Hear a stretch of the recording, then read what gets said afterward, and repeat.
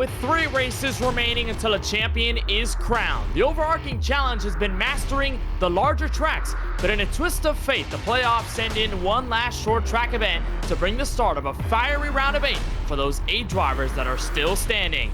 Live from the virtual Richmond Raceway in virtual Richmond, Virginia, we welcome you to the second and final time this season with the first race of the round of 8 for season 6 of the Sunoco Cup Series and the playoffs with the Big Fish BBQ 150. Welcome to coverage on Podium Esports. We're alongside Joe Peak in the broadcast booth. My name is Kenneth Bueno. Ryan Bauer, our producer. As always, he's using cameras provided by Dougie Beard. And like I said at the top of the show, to kick things off, Joe, this is an odd placement for a short track. We're so accustomed to seeing these intermediate style big tracks. I mean, Pocono, 2.5 miles, a triangle last week. But now we get to shorten things up, get a little intimate with these next-gen cars to get the round of 8 started. This is going to be a fiery and chaotic one for these drivers trying to advance to the championship 4. And honestly, I'm kind of in favor of this sort of thing. I say throw as much variety as you can at the drivers, force them to be versatile, because otherwise it becomes a specialist thing of who's good at what makes up the majority of the postseason. And that, to me, is not representative. If we're trying to crown a champion, throw everything at them, you can adapt to whatever. Now, 2 things about this race tonight at Richmond Raceway. Number 1, it's the second time that we see it this season, which is kind of odd for this year's selection of Sunoco Cup Series venues for 2023. You look at our schedule, all the races pretty much darkened out. The 3 that are bright still left standing to decide a champion. Richmond, we saw it as race number 3 earlier this year, Joe, so there's a little more experience with these drivers in terms of handling this racetrack, but no doubt there's a bigger part that they have to deal with when you make it in a playoff context, and add in the fact that you haven't seen a short track since maybe count in Worldwide Technology or even Dover Motor Speedway back in April. And honestly, I think that experience will come in handy here. If you think about tracks like this, often there's little tricks and secrets or pitfalls that you need to watch out for. So I'd say that if you missed out on that previous round, you're probably going to be struggling a little bit here. Watch out for drivers that may be trying to play catch up as we take a look, of course, at the playoffs. At 100%, there are drivers that need to play catch-up. I mean, those all the way at the bottom of this playoff grid. Tonight is going to be a tone setter for this round of 8. And you take a look at the grid, how it all settles through. Almost everybody is tied. The 3 drivers that are in their own realm of point standings is, of course, Lawson Peel. He's got the hot hand, Joe. He's won the last 2 races in a row. That win came at Pocono and Texas Motor Speedway the last 2 weeks. Steven Stempian has been able to survive, but 10 points behind your defending series champion. He's tied with Colin Forrester, and then everybody else evened out at 4,000. So, Joe, tonight at Richmond, although it is a track that we've seen before, and these drivers at least know a little more in terms of recency bias, they need to perform 150%. They want to have a shot at Homestead, Miami. I think your point about Lawson Peel is the most important there, because he's got momentum on his side. And it's not just these past 2 wins. If you look at how he's done this season in general, first win didn't come until round 8, but then since then, he's just been on an absolute tear. He has been on fire, and at some of these tracks, he's been able to shine. The defending champion looking to become, I believe, the first driver in series history to go 2 in a row in terms of titles, as far as that is concerned. We'll try and talk to one of the playoff drivers. We'll bring in Fast Bananas Austin Reed, driver of the 96. And Austin, you've had an up and down, all over the place playoffs this year. You returned to Richmond trying to rebound from an 18th place finish that you had earlier in the year in April. What's it going to take to outlast the competition tonight and get your foot ahead in this round? I think staying up front tonight is going to be a huge factor in how your race goes and how many points you can get. During this playoffs, we haven't been able to get the wins like we did last year, so I've been kind of focusing on just these stage points, and I think they've really helped me. I think in both of the rounds, getting 20 to 30 point lead on the other drivers gives me that buffer to have a terrible race, either tonight or at Michigan. But just trying to focus on the stage and try to stay out of trouble tonight is going to be key factors in getting to the Final Four. Stage points being a huge priority, and I've heard this from a lot of other drivers that have gone through these rounds, that stage points are the difference makers. And looking at the playoff grid, you are tied with a bunch of other drivers and not far off from even those at the top of the board in the standings. So what's that going to be like, trying to rip away points and also trying to defend on drivers hell-bent on taking those points away from you when the goals are pretty much aligned between you and everybody else in the playoffs? I think the most important thing is just focus on your own drive. Yeah, you gotta kind of keep in the back of your mind of where the other guys are running at and what you need to do to outpoint them that day. But I think for now, I know it's all tied, but we still have 2 weeks until the cut. So tonight, we just got to focus on our own car and get as many stage points and the best finish that we can. Hopefully come away with a win, and we don't have to worry about that next week, but we'll see what happens. Yeah, 100%. Win could always solve everything. 29 laps led last time we were here at Richmond, despite the finish inside the top 20. Does that help, the fact that you've already raced this track this season? Does it give you any sort of beneficiaries or advantages for racing this track again at this stage? Yeah, I think so. Anytime you're able to put down laps, whether it's in a league race or even officials or not, it always helps and always gives you insight of what to expect. Tonight's a little different though. I think the car setup's a little tighter than what I expected last time, but I think we'll be fine tonight. We got a lot of laps here at Richmond and pretty confident going into the night. Got some momentum as always here with this practice session up to P2 on the chart. So that Camaro certainly fast. Austin, we appreciate the time as always, and best of luck as we get set from Richmond. All right, thanks, Kenneth.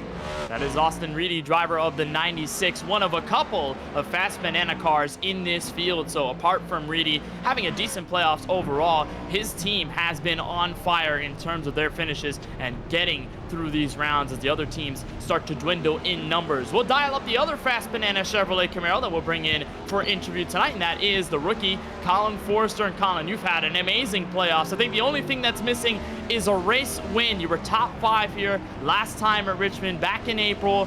Is tonight the difference maker to get yourself a golden ticket to Homestead, Miami?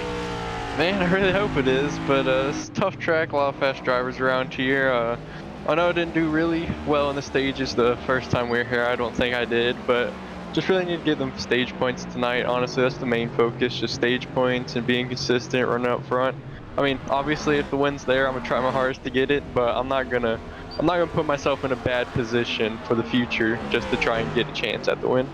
Yeah, 100%. We talked to Austin Reedy. He said the same thing. It looks like you guys are all collectively stable in those goals to go for stage points. And talk about this Richmond Raceway. You performed here well last year, or last time we were here rather, and we had a lot of green flag laps in the first half or so of the race. Do you expect the same here tonight, or do you think it's going to be a little more antsy, a little more aggressive, given the fact that we're nearing the end of the season? I would say I would expect the same thing for tonight, especially during the first 2 stages, since, I mean, it's a guaranteed cautions around those laps, so we all know we're going to have a caution. We get to have like a sort of reset, but then that last stage, we don't know when we're going to get the next caution or not, so you kind of got to figure out your plan for the last stage. But usually the last stage this season, we haven't had the cleanest of runs, but hopefully we can get some clean runs in tonight. But I really hope I can just do well and stay up front and try and get there at the end. Doing well seems to be the motive for you and your fast banana teammates. We're going to wrap up practice here in just a couple of moments. We know you're still turning laps, so Colin, we'll let you get after it. Best of luck here tonight from Richmond. All right, appreciate it, Kenneth. That is Colin Forrester, driver of the 31 machine, still in the Sunoco Cup Series playoffs and has a bunch of his teammates with him. Joe Peak, let's take a look at Richmond Raceway again. First time we see a short track in a long time, and it's the last time we see a short track in this entire season, but Richmond is a fun one. Exactly, and it's a bit of an unusual short track, both in the sense of its length. You can see it's 3/4 of a mile. It's got decent banking, but it still doesn't feel all that fast when you're down there. It's also got the D-shaped oval with an asymmetric start-finish line, something to keep note of, especially if it comes down towards the end of it. So yes, it's a short track, but it's not like most of the others that they might be used to. Nothing like what they see at places like Bristol or Loudon. So I think this is going to be a real challenge, and like I said, experience here will count for a lot.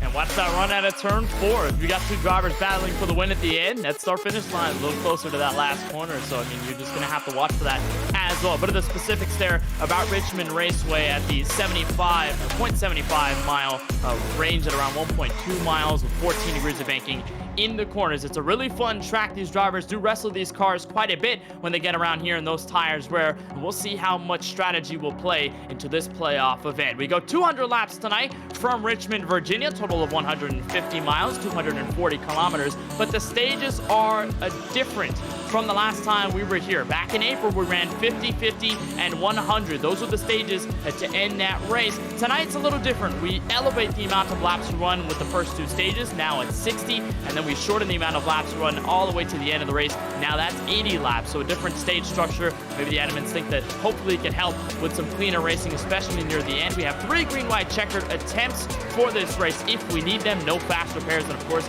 everything in the Sunoco Cup Series is all fixed setup. These drivers can only change a couple of things beneath the race car to dial themselves in. Qualifying has just started. We're getting drivers on the track as we speak. A lot of them trying to take their times in, and this is, of course, 2 laps each, so these drivers will probably see Joe their second lap be the fastest. And here is Mario Miranda, driver of the 99, and now Chris Shoemaker, driver of the 4, among those that are on track to start.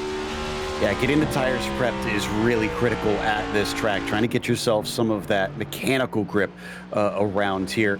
And you'll see it, already we're seeing cars that are kind of swirling around coming off the corner. That's going to be a common theme, along with just understeering into the corner. You heard some of them in the interviews mentioning that it's a very pushy car. I kind of noticed that too, that it really wants to plow on your way in. But then this track is honestly notorious for those corner exits being the most difficult part. We're probably going to get most of our yellows off of 2 and 4. And we've seen a lot of yellows come from those parts of the racetrack, especially right here where you've got that banking transition that goes from 14 degrees to basically flat. So you're going in that hill crest and you're trying to plant in the throttle. A lot of drivers get loose out of there, and even out of turn 4 too, when they're trying to make that curve on the front straightaway, it does get a little bit out of shape. There's the 31 of Colin Forrester trying to put in his lap. So far the fastest, a 22.344. That is by Steven Stempian in the 81. So it looks like Steven, Joe, is starting to put it on the field. He was pretty much fastest in practice and putting in a ton of laps. It's starting to pay off here in qualifying.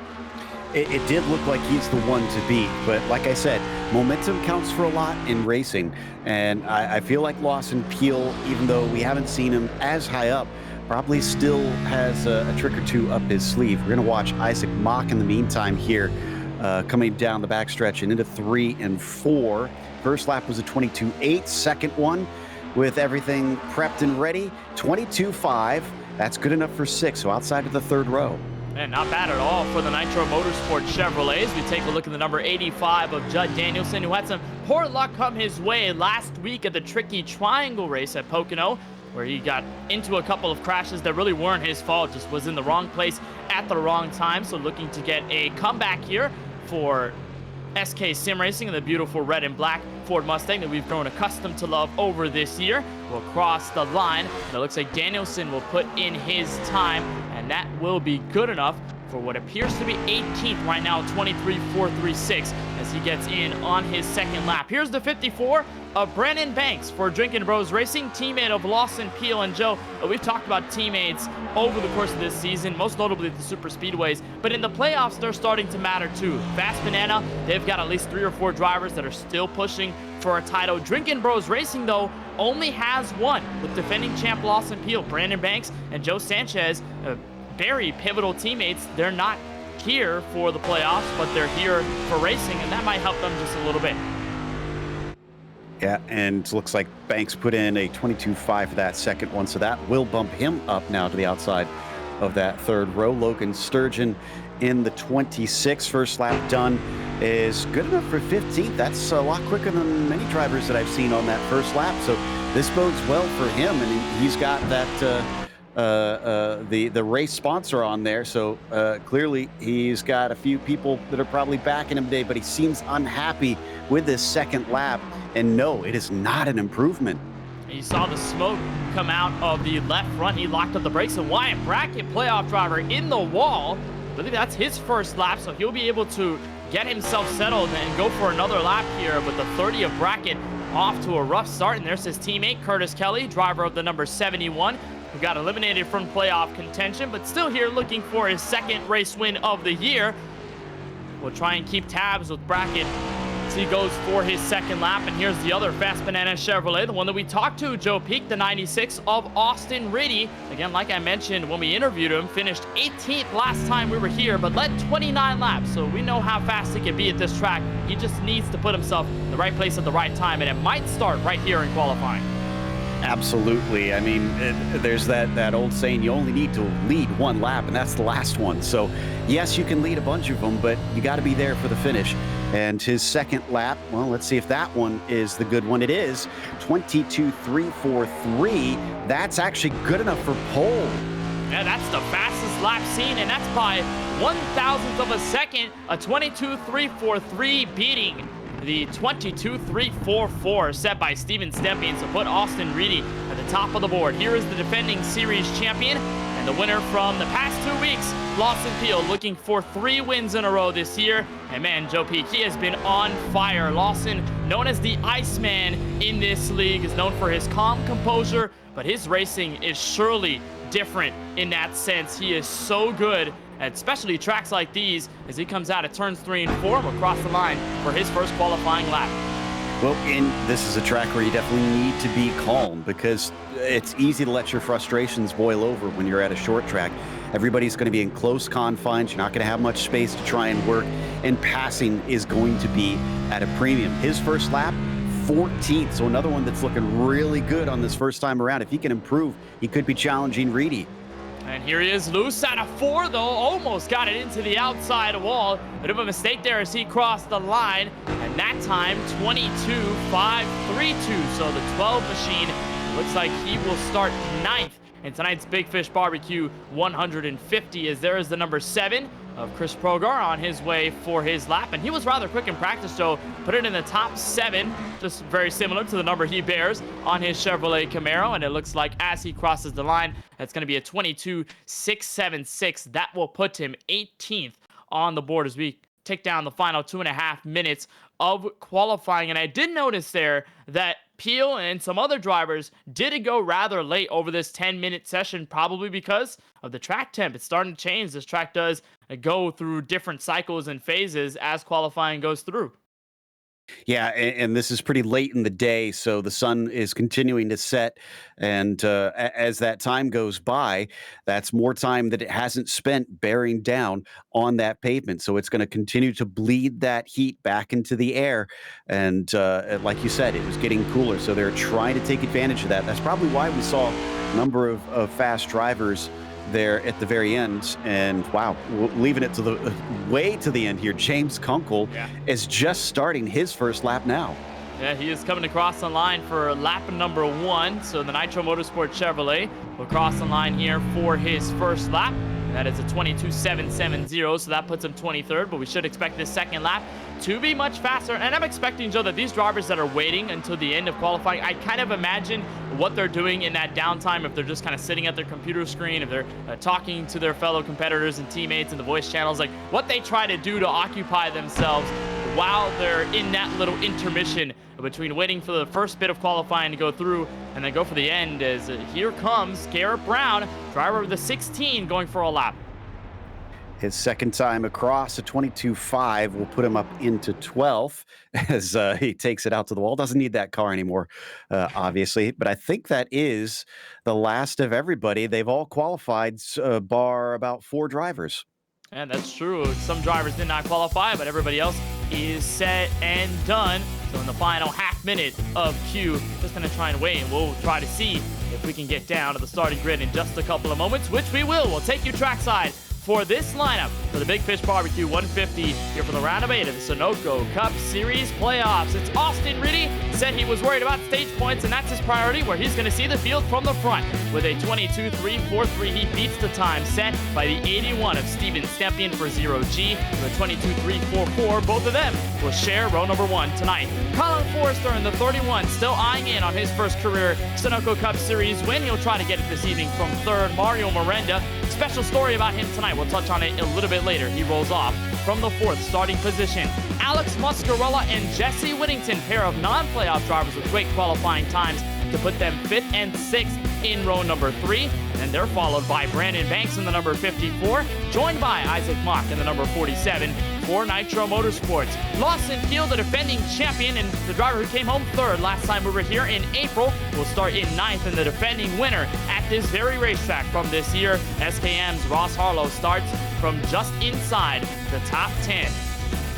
Chris Shoemaker is going to be on the inside of the next row, flanked by Garrett Brown to his outside. Curtis Kelly puts it on 13th, and he's going to be followed by Justin Winters there in P14. Then you've got Dustin Reeves on the inside of the next row. Ray Rogers alongside him there in P16. Richard Swavely starts 17th today, as Bill Schoonover will be 18th. And then row 10, Kip Easley is alongside Chris Brogard. Logan Sturgeon bearing the Big Fish Barbecue Chevrolet. He's got the title sponsor for this race. 26 will start 21st. Austin Shoemaker in the number 14 will be alongside him in row number 11. That is 22nd on the grid. Justin Miller is 23rd. Alongside him will be Wyatt Brackett. Hit the wall on his first qualifying lap. He's going to have to roll deep from the field. 24th is where he will take the green flag. James Kunkel starts the top 25, and then Charles Feltz alongside him in 26. That's row number 13. Then row number 14, you'll find Travis Stevens, joined by Judd Danielson. The 2 and the 85 together in that row. Justin Erb starting deep in the field from 29th, and Aaron Adcock in the number 23 machine will start tonight from just inside the top 30. Kevin Hurley, Parker Bland among those that did not take qualifying times. They're 31st and 32nd. Brad Fulham, Casey Knighton to round out your 34 car field from Richmond Raceway. There's a look at the entire driver wall, and Joe Peak, look at the top left. That's a new scene for Mario Miranda. He's driving from the Oklahoma University Esports Center on the first floor of the building. So as you watch all the other drivers in their regular rigs, Mario Miranda in a special one tonight.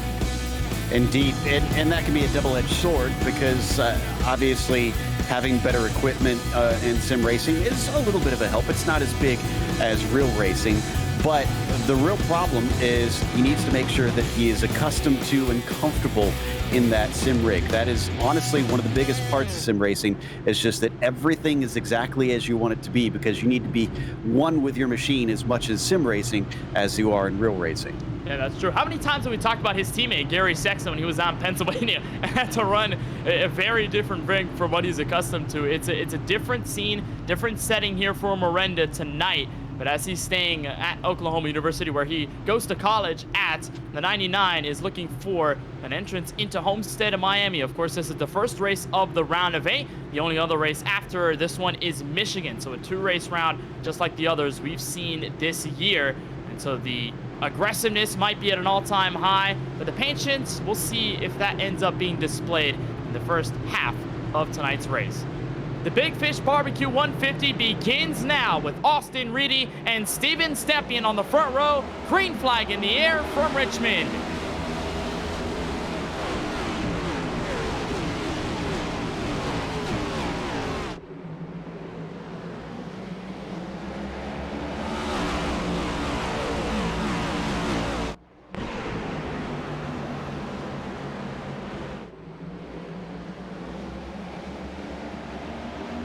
Well, it's a front row lockout that takes us to lap number 1. Steven Stempian and Austin Reedy still fighting for the lead back into turns 1 and 2. Stempian will dodge out of the way, but he looks for the crossover, which seems to be successful. Third place held by Mario Miranda as Stempian darts for the inside for the lead.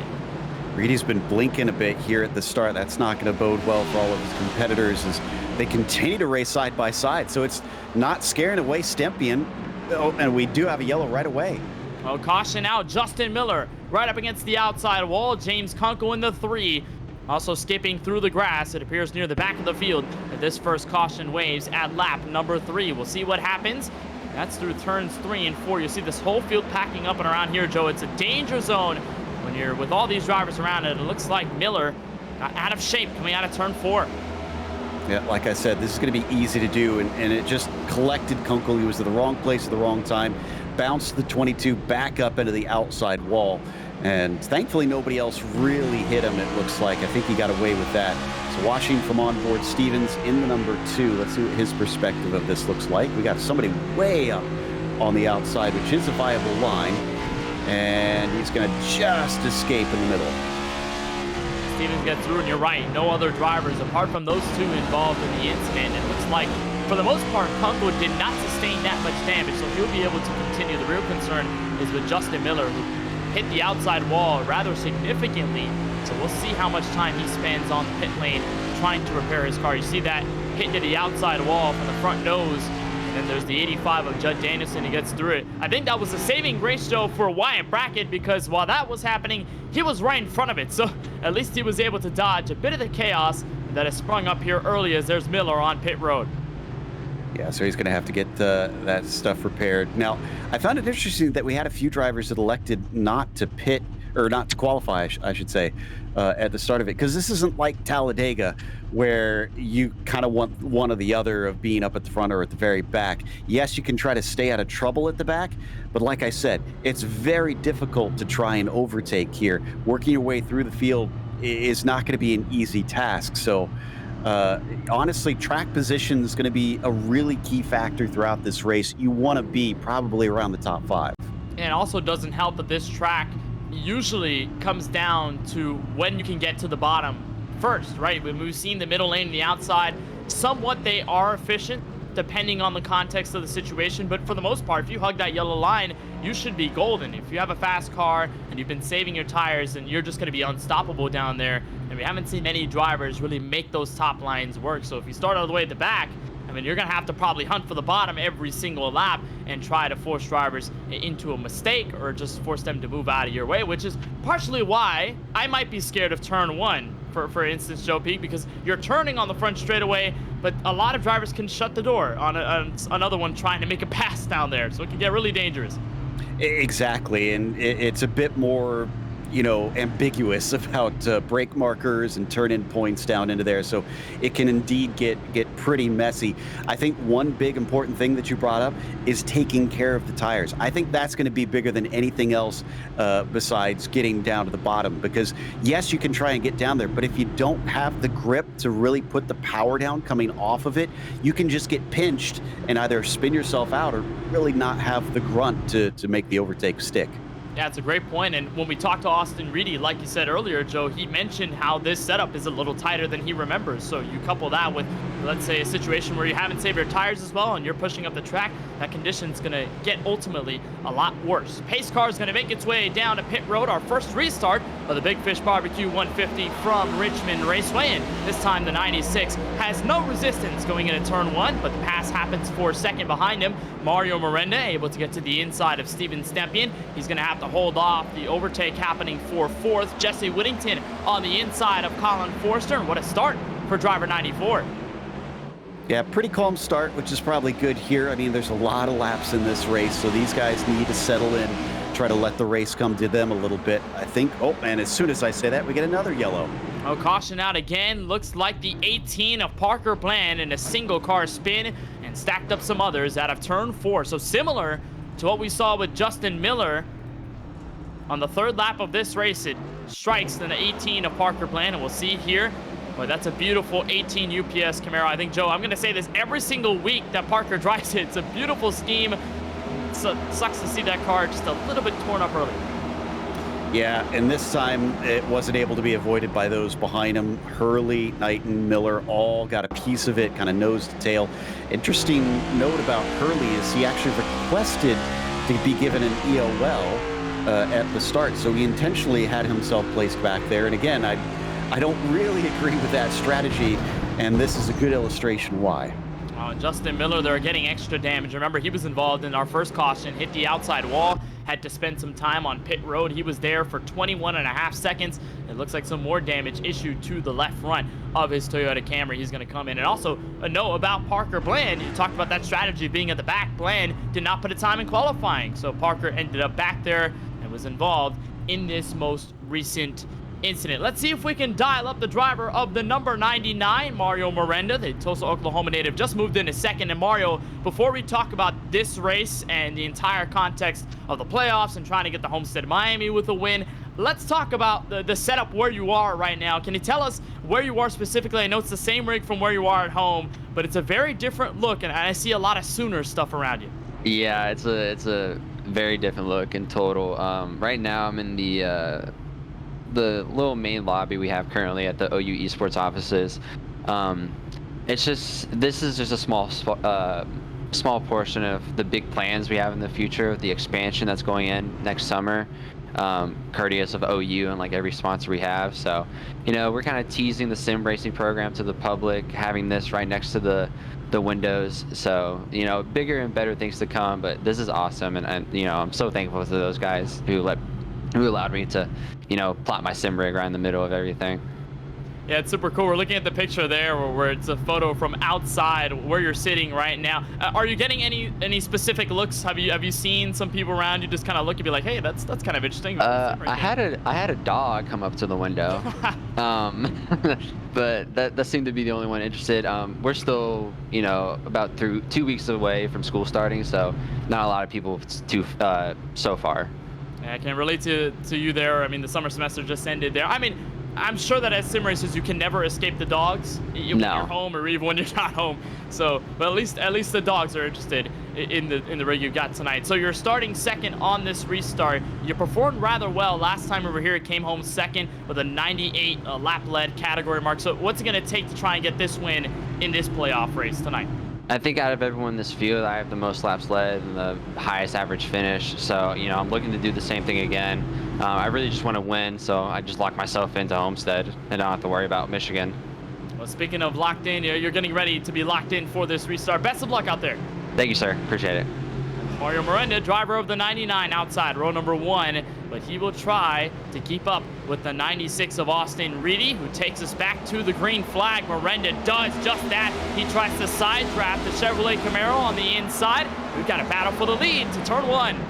Miranda's going to swing in from way outside. That actually might help him out here. And yeah, coming off that high side, he's got much better momentum, but I don't think he can cut down. No, looks like that 96 is going to continue to hound him. Going to stay there. He does not want that lead to be ripped away from him, and especially when he's starting clean air, you don't want to deal with the defects that happen when you get behind another car. And all of a sudden, the Chevrolet for Reedy is going to start to act a little bit differently, but he has no choice but to back out of line and try to prevent Stempian from making a move on him. With that 81, he's going to get the outside on him. Colin Forrester, a good look from his number 31 Camaro. He gets by the 94 of Jesse Whittington, and he can see the battle happening right in front of him. His teammate in a little bit of peril right now. Yeah, Stempian now has a good run on him. I saw a bobble coming off of turn 4 from Reedy. I think he really should think about getting back up into line and try to not pinch it down like this, because like I said before, you don't want to use up those tires, and the more he tries to keep it on the bottom hard like that, the more he's going to chew him up. Yeah, it looks like he's gone back up at the top, as now we check in on Lawson Peel. Yeah, Lawson started 9th, and he is 9th, so he hasn't really changed all too many places in the first 17 laps, albeit we did have those quick cautions, so not that much time for Peel to make a lot of progress, but he does get by his teammate, Brandon Banks. He's going to bring the 71 of Curtis Kelly with him, and he's going to try and fight for the next spot up for grabs, and that is with the number 47 of Isaac Mock. And I'm sure here, Joe, that Peel's going to have to work just a little bit harder than those guys that are managing out in the front. I mean, you've got Miranda, Stempian, Reedy, Forrester, all 4 playoff drivers there up in the top 5, and then Peel just kind of in the middle of non-playoff drivers trying to get by them. Well, remember what you said earlier about one of his strengths? He doesn't seem all that excitable when it comes to checking in on his camera. So I think that's going to actually work out well for him. This is a don't panic kind of moment, if you ask me. He doesn't need to be ahead of them right now. Yes, it would be nicer because maybe it'll help preserve the tires a little bit, but we're still so early in the race. We don't know what more cautions we're going to find and what the the pit strategy will unfold to be. So he could still have plenty of opportunities. Now let's check in on Brandon Banks here. 54 under fire from Garrett Brown, who last week had the moment of his sim racing life when he was sort of waiting for confirmation of whether he would have made this next round. It was him and another driver that were in it together that were trying to make sure they could advance. And Garrett Brown got the news that he was going to move through. He was going to get his way and advance into the round of 8. So the 16 trying to carry off that momentum from the announcement and move onwards into the championship. He tries to get a look on Brandon Banks, and look at the sun setting in the distance. This Richmond Raceway, it's going to be very different from when we see it at the end, because that sun's going to be very gone. Exactly. In fact, I don't know how he deals with all the distractions that he's got besides the setting sun. That was a very nifty little light that he's got in there. I was trying to figure out if that was actually tied to anything in the sim or not. At first I thought it was a window. Oh, really? Well, yeah. I mean, in a way, it does look like a window. That's a very odd light. I've never seen a design like that. And when you said the connection to sim, I immediately thought of those boxes that go yellow and the white flag, checkered flag, and they go all over the place. They're so cool. I've never been able to get one, but Brandon Banks with a nice light nonetheless as he tries to work inside the top 10, but he has fallen quite a bit. Check in on your leaders just quickly. Miranda's still holding on to the lead, but not by much. His teammate has been right on his back bumper for the most part. Austin Reedy carrying on in third, and Stepien, Peak, trying to get right on the momentum from qualifying or practice, or both of them when he had really good qualifying times, as he tries to catch up. Yeah, a little bit of a mistake, I think, there in the backstretch, and that allowed Reedy to catch up somewhat. But that was, honestly, that was very opportunistic from Steven there. As soon as Austin was kind of compromised, he decided to pounce and forced his hand, so that allowed him to at least get that one position. I think since then, he maybe hasn't seen as many good opportunities, but watch out for that 81. If he's willing to jump on even the slightest little hiccup from those around him, he might be one able to pick up a lot of unexpected spots. So speaking of which, here comes Lawson Peel on the inside of 47. Just trying to methodically move his way further inside the top 10 as the 47 gets the outside wall out of turn 2.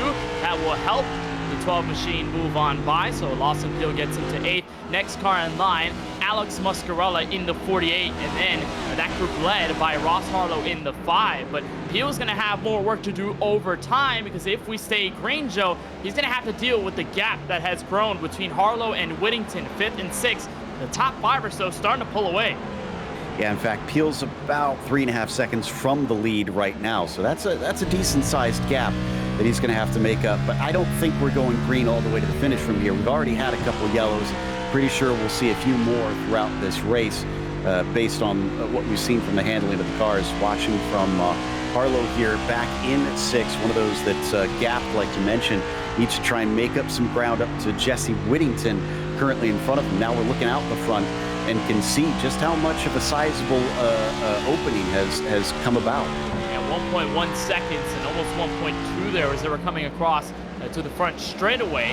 So it looks like the field is starting to thin out as we get our longest green flag run of the evening here from Richmond Raceway at around the halfway mark of stage number 1. And it was interesting just because this race has already turned the other direction from the trend set by Richmond earlier this year. We had a combined 3 yellows in the first 2 stages of that race back in April. Now, we did have 16 cautions, but a bulk of those came in the final stage when everybody was just trying to grab track position and go for the race win if they were up front. But for the most part, first half of the race, rather clean apart from those stage cautions. Tonight, though, we've already had a couple strike on track in the first 30 laps of the race, so it's been super different. I'm sure it's caught some of the drivers off guard. Chris Progar with a bit of trouble there out of turn 4, and that could have been our most recent cautions.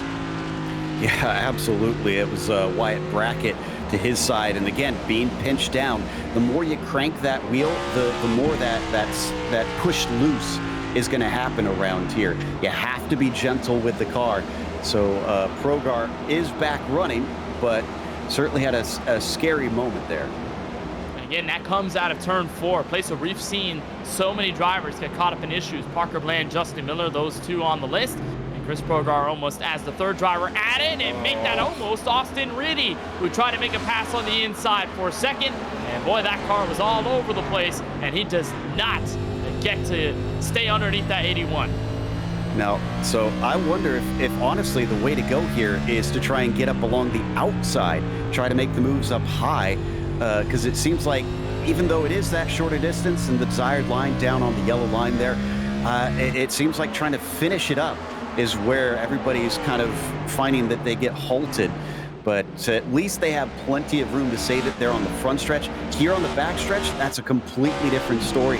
It's almost like a street circuit there on that back stretch because it's very narrow, and when pileups happen, it's hard to stay out of it. You know, I remember one of the crashes that happened with a lap car in this race earlier this year, and that created a parking lot on the back straightaway. Nobody could go anywhere because you're flanked by walls on either side that are relatively close to each other. You don't have a lot of apron down there, so it's really hard to get around a lot of the big issues that can happen here at Richmond. Fortunately, though, we've had a really clean run up until this point. Travis Stevens in the number 2.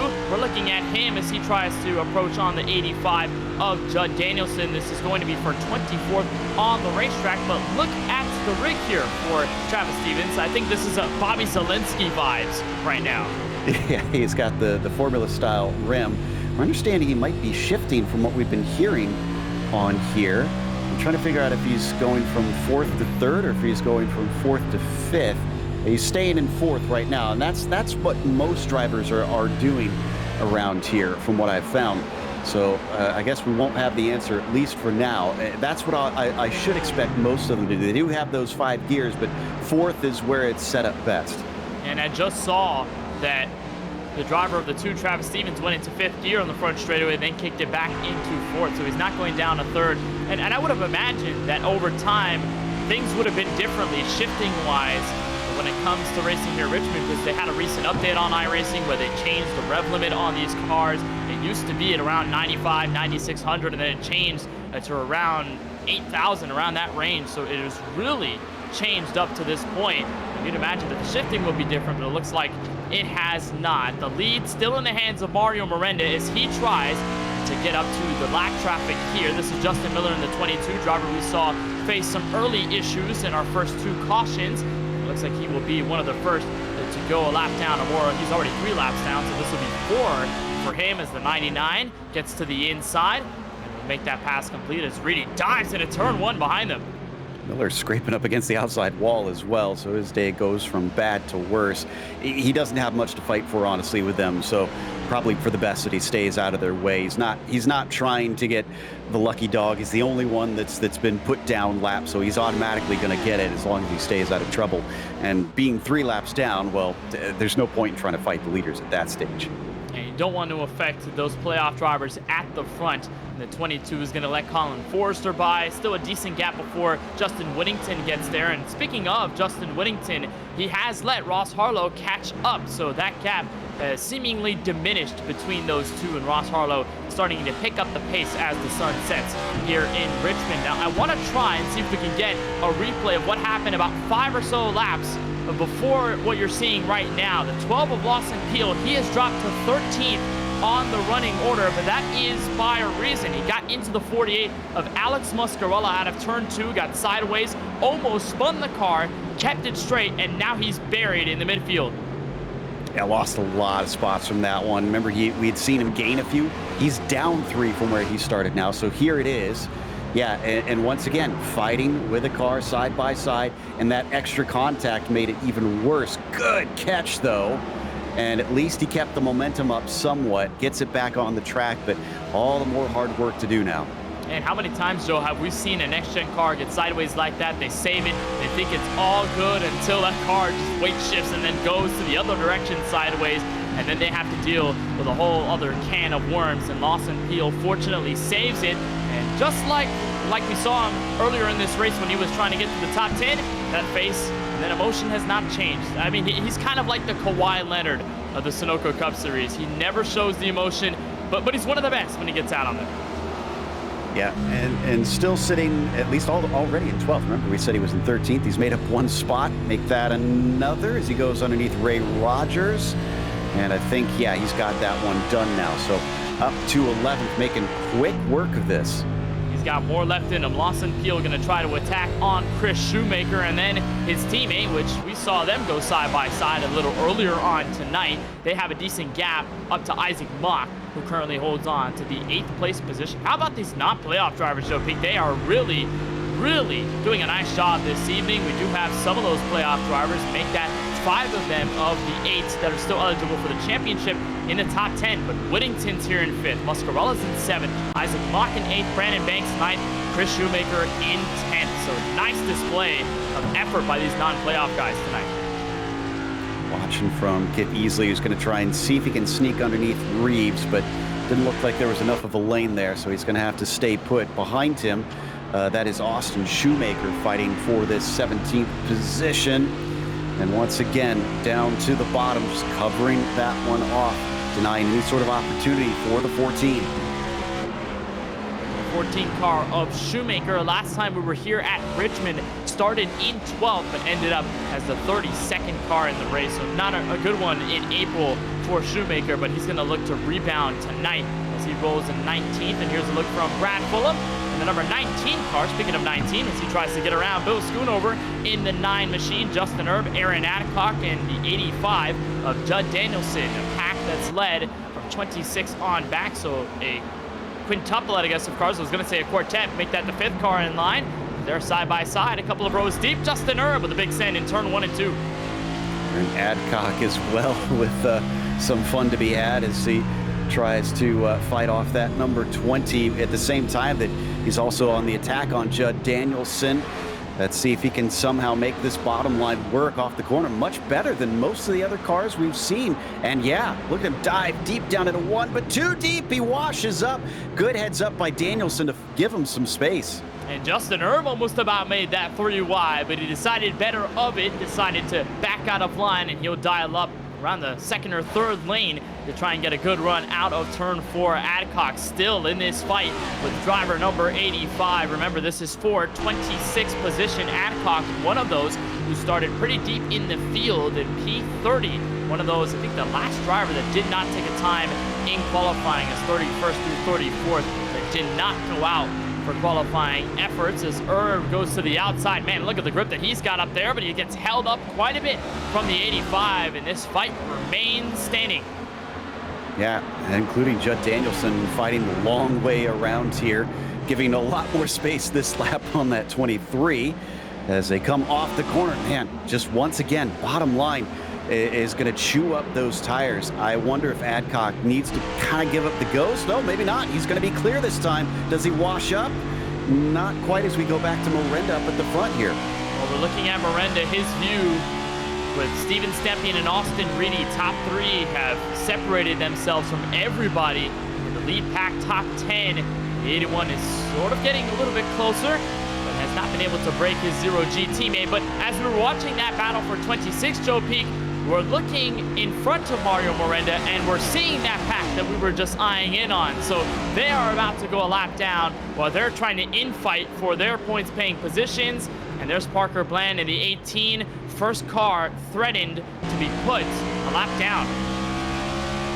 Yeah, so wonder if he's going to get the, or she's going to get the hurry up here to try and make some moves. As in front, looks like Casey Knighton is battling with Feltz now, which could open up the door. Not really known for 3-lane racing here, 3-wide racing, but sometimes you can just follow the car ahead. And how scary is 3 wide here? I mean, Richmond is so narrow. You get 3 wide here, and at least one driver has to back out. Bill Schoonover going way out of line. Speaking of 3 wide, how about almost 4 wide out of turn 4? Oh, caution is out.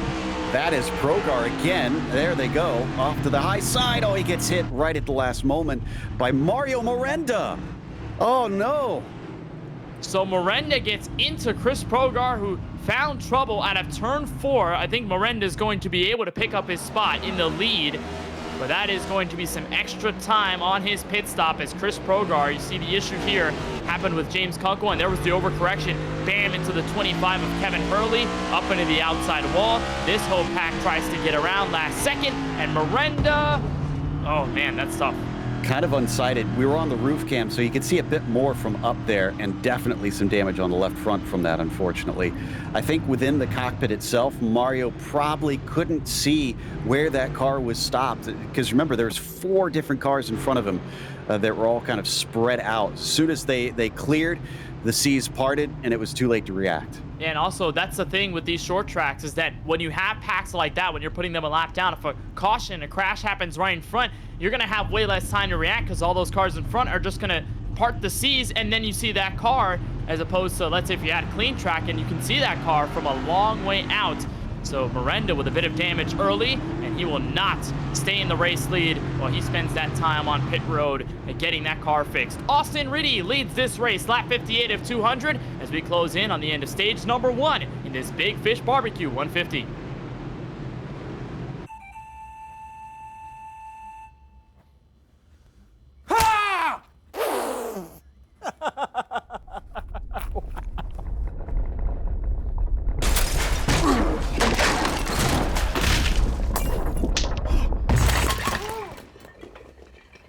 What got into you? At Sunoco, we know how to fuel peak performance. We've been doing it for American racing for over 50 years. Fuel your best. Fuller. Yeah. Needed F-150 for Smith build. Got it. Yesterday. I know. Don't forget my BMW. Gotcha. Check this out. All the major online automotive sites in one place. BMW, done. F-150, done. How's he do it? I can search nationwide, even those classified sites. Auto Tempest, all the cars, one search. That's how I do it.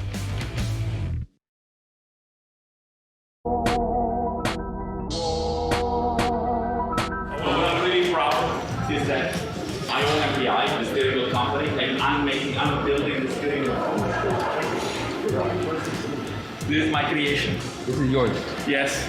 It's sexy. The steering wheel, it's a very unique thing. It's shaped on the hand of Scott Dixon. His hand. Yeah.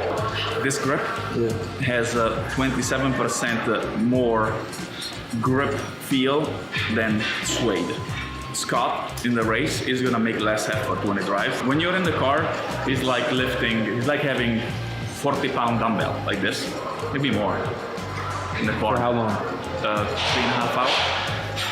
You know, average heart rate in the car, never below 150. Never below 150. You need to be a real athlete to drive. Yeah. They exercise every day. So this is my creation. Amazing. And we did. Janice.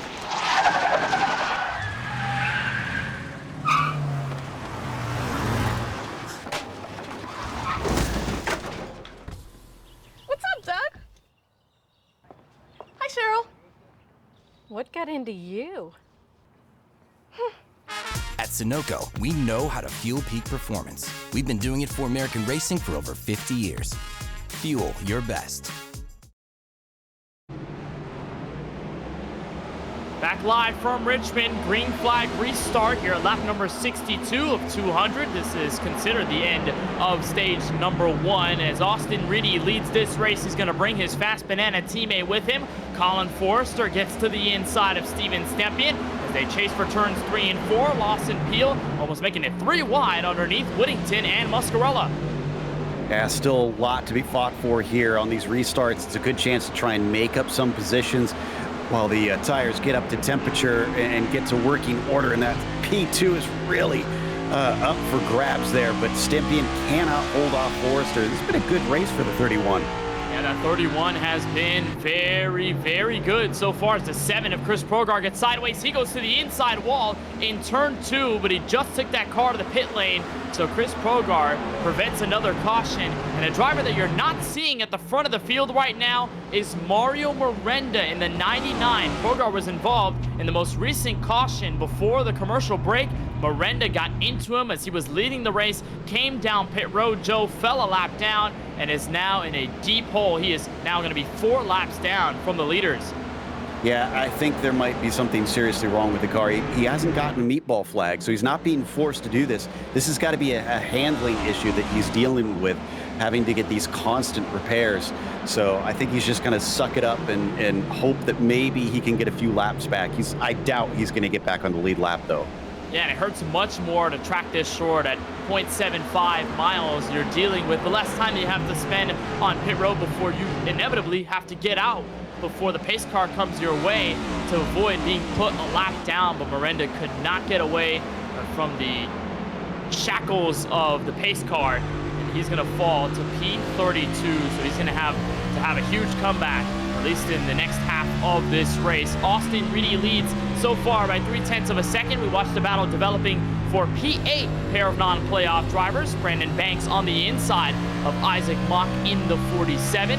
Isaac Mock came into this race with a 29th place finish at Richmond last time we were here, but had a pretty decent run at Pocono just last week before it seemed to sort of fall out of his grasp as he fell to 33rd, end up as last on that race, but did have the fastest average lap at 55 seconds at least. But he's going to stay on the outside of the 54, and this fight's going to continue. I think the only bit of side-by-side action that we're seeing in the top 10. Pretty much, and behind them, Shoemaker is kind of giving watch, probably waiting for something to happen here, and there's Curtis Kelly just behind Shoemaker as well. Again, not many places they can go with those two. You kind of just have to figure out who's going to have the speed, maybe see if you can follow them through, but they're not close enough to do that right now as well. That's plenty close between the 4 and the 71, though. Getting a little close. I mean, typical of a short track like Richmond. The 71 going to try and get under Shoemaker there. He's pressured him. He's going to go to the inside. Shoemaker's going to give way, but he's going to try to pinch him down to the inside. 71 fast banana car cannot get through the 4's defense. Now, Curtis Kelly, I mentioned the other driver that Garrett Brown beat to enter this round of 8 for the playoffs. That other driver was Curtis Kelly. He finished 3rd at the Tricky Triangle last Sunday night, but that was not good enough on points to beat Garrett Brown's total, so he ended up being eliminated. Caution flag is out once again. I'm gonna try to see exactly who it might have been. No cars seem to be in dire trouble. Parker Looks like Bland. Winter. Oh, and Winters potentially. Yeah, you might be Winters because Bland was down on the grass, on the apron on the front stretch. So let's see what Winters has going on. I think he just got loose out of turn 2, so never mind on that. It was Parker Bland who just went fully sideways. Second time that Bland is involved in a spin out of turn 4, and the 18 backs it into the inside wall. Not sure if that's too much damage on the UPS Camaro, but Parker Bland brings out the caution once again at lap 72. So we're now down to 27 cars left on the lead lap here. They're starting to kind of tick away pretty quickly early in this race. Haven't even hit the halfway point. We're seeing the nature of short tracks really gobble up a few of them and put them out of contention. And the attrition has been definitely at an all-time high tonight so far from Richmond. Hopefully we get to see these long green flag runs get a little more frequent as this race progresses. Let's see if we can dial up the driver of the 81, that is Steven Stempian, in his Tracker Boats Ford Mustang. And Steven, you've been awfully fast tonight. I mean, really close to Mario Miranda for the lead. You're hanging now in 3rd behind the fast banana cars. What's it been like over the first 73 laps? What's the diagnosis that you're sort of taking in here from Richmond? Just trying to keep the tires underneath you, especially coming off the corners. Feel like I got that down pretty good in practice. That's why I was catching Mario there and kind of gapping Reedy. He was a little loose off a bunch of times during that first stage, but I just got to stay patient and avoid problems. I mean, you take a look at what just happened to Mario. I mean, anything can happen. It's the same thing that happened to me earlier this year at Richmond. Somebody spun and you just had nowhere to go. Feel bad that happened to Mario because we were running pretty good, but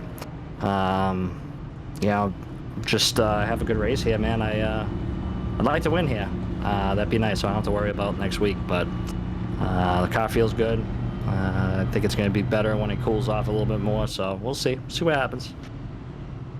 Yeah, certainly that win would mean so much, and we'll talk about that in just a little bit. We saw you in a fight with Austin Reedy for the lead rather early on in this race. You know he had some internet connection issues. He was sort of in and out. Did you think that made it a little bit tougher just to try and get around him just because he was blinking in and out quite a bit?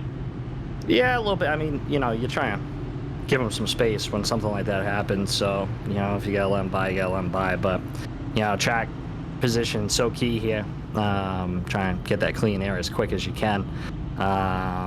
But I mean, I was in dirty air the whole run, and I felt good. So we'll see. You know, looking forward to this next run. Hopefully, we can get some green flags.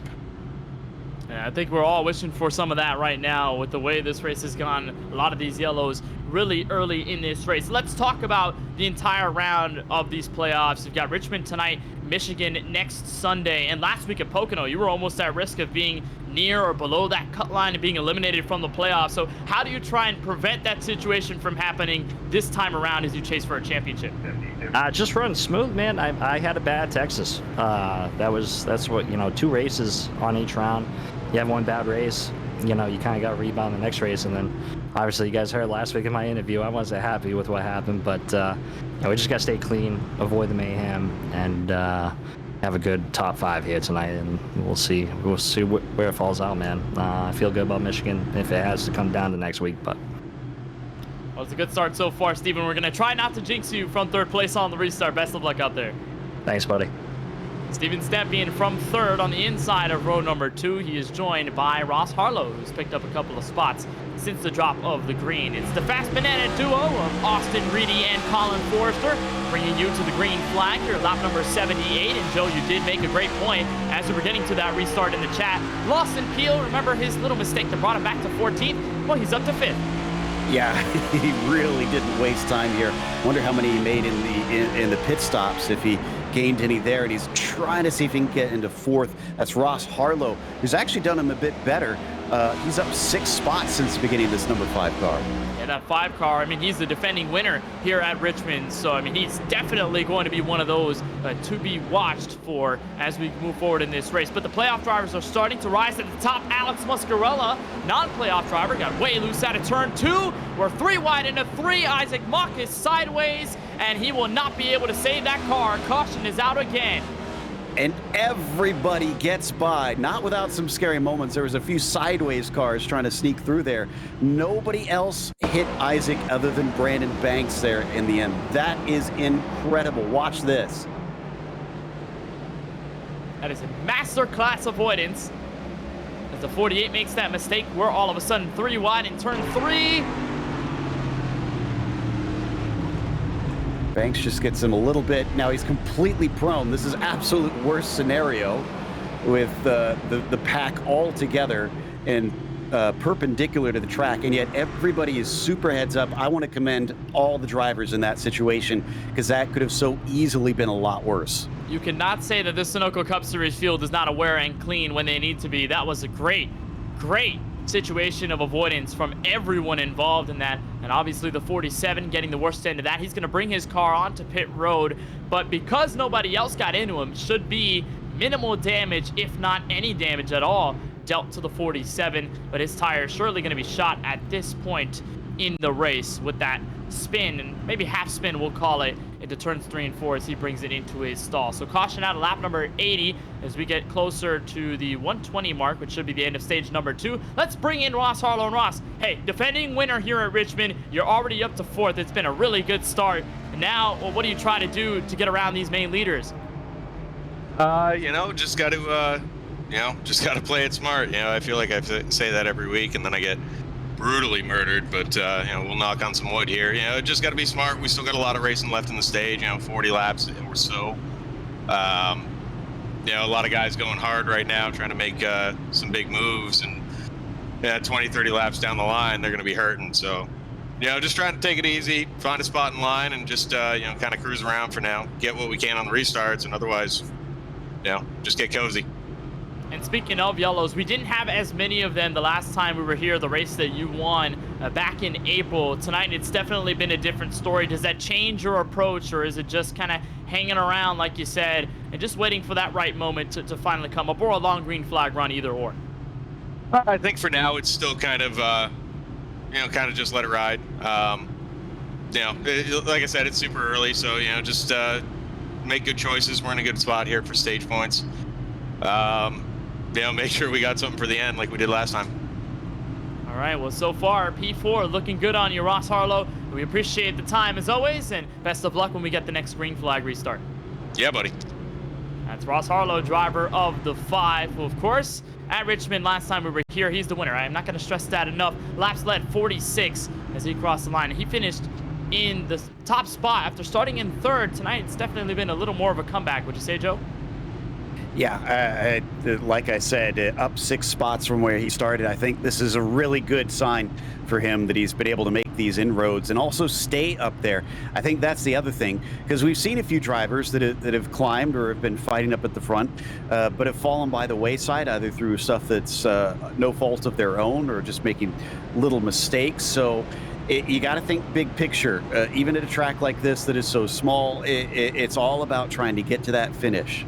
Well, I guess for Harlow, even though he's been somewhat of a driver to move through the field tonight, he's probably thinking, LL Cool J, don't call it a comeback. I've been here for years. As we get ready for this restart lap 84, quick reminder that coverage of the Sunoco Cup Series playoffs is brought to you by SK Sim Racing. They have been a proud sponsor of the series for a while and offer a variety of services to get you up to speed on your sim racing game. For sim racing products, Kayla Synthetics, AmSoil, and all the latest news around the sim racing world, you can go to sksimracing.com. Once more, it's Austin Reedy and Colin Forrester to the green flag. We'll bring you back to the start-finish line where lap 84, Austin Reedy has the go-ahead for turn 1. Forrester having to play a little bit of defense here on Ross Harlow and Stepien. Both of them gonna go side by side for the position. Stepien way loose out of 2. That could have been some big trouble, but he keeps it collected. Still wheel to wheel for a lot of cars, some of them drifting up a little bit. That's always what you got to watch out for when you get late in the stint on these restarts. How much tire do you actually have? How much grip do you have when you're trying to make these moves? The 81 is trying his best. I mean, he talked about saving tires when we had that interview just a couple of moments ago under yellow. So he is not going to fight Lawson Peel all too much here. He's going to try and settle where he's at. Looks like he does for the moment. Stay behind that 12, tuck-in line right in front of the 94. Jesse Whittington, the one-time winner this season from Charlotte Motor Speedway. And Whittington, although he's not a playoff driver, Joe, he has certainly been strong. I remember Pocono last week, really good run for him up until the later stages of the race where it somewhat fell apart for him. But Whittington, much like last week at Pocono, not afraid of the playoff competition, still trying to get a win. Yeah, you can't let that sway you. You want to be respectful, but you're still out here to earn what you can in this series. So you have to be a little bit selfish as a racing driver. Meanwhile, in this battle for ninth, this has been some pretty intense stuff back here in this group. This is about a group of about 10 cars here that have been racing plenty side by side, and some have been moving up very quickly and others moving backwards very quickly. There's a good example right there, as I think that was the 54 who got sent up the hill a little bit. They're starting to get a little physical back here. Richmond, top 12. Justin Winter is holding on to his spot in front of Brandon Banks, Logan Sturgeon. And then there's Ray Rogers in the number 11 machine, and he's loose out of 4. He saves it. Kip Easley next up to try and take that position away, but he does not have enough momentum to get to the inside. Judd Danielson on the top right now, and these cars are getting after it. And I'd say that, Joe Peak, for those leaders, they don't like seeing this because they've been seeing so many cautions tonight. These guys are racing like it's the last lap. Yeah, they want to get this underway, especially considering we saw the pace of the top 3 earlier on, how much of a gap they were able to put on the rest. They know they can start to drop them and really focus on their own race, but the more that we get these restarts, the more opportunities that's going to open up for anybody who's hopeful to try and snatch this from them. 26 up the racetrack. He's going to invite that 11 to get back on the inside. That scheme that we're accustomed to seeing in the eNASCAR Coca-Cola iRacing series for Canaan Esports.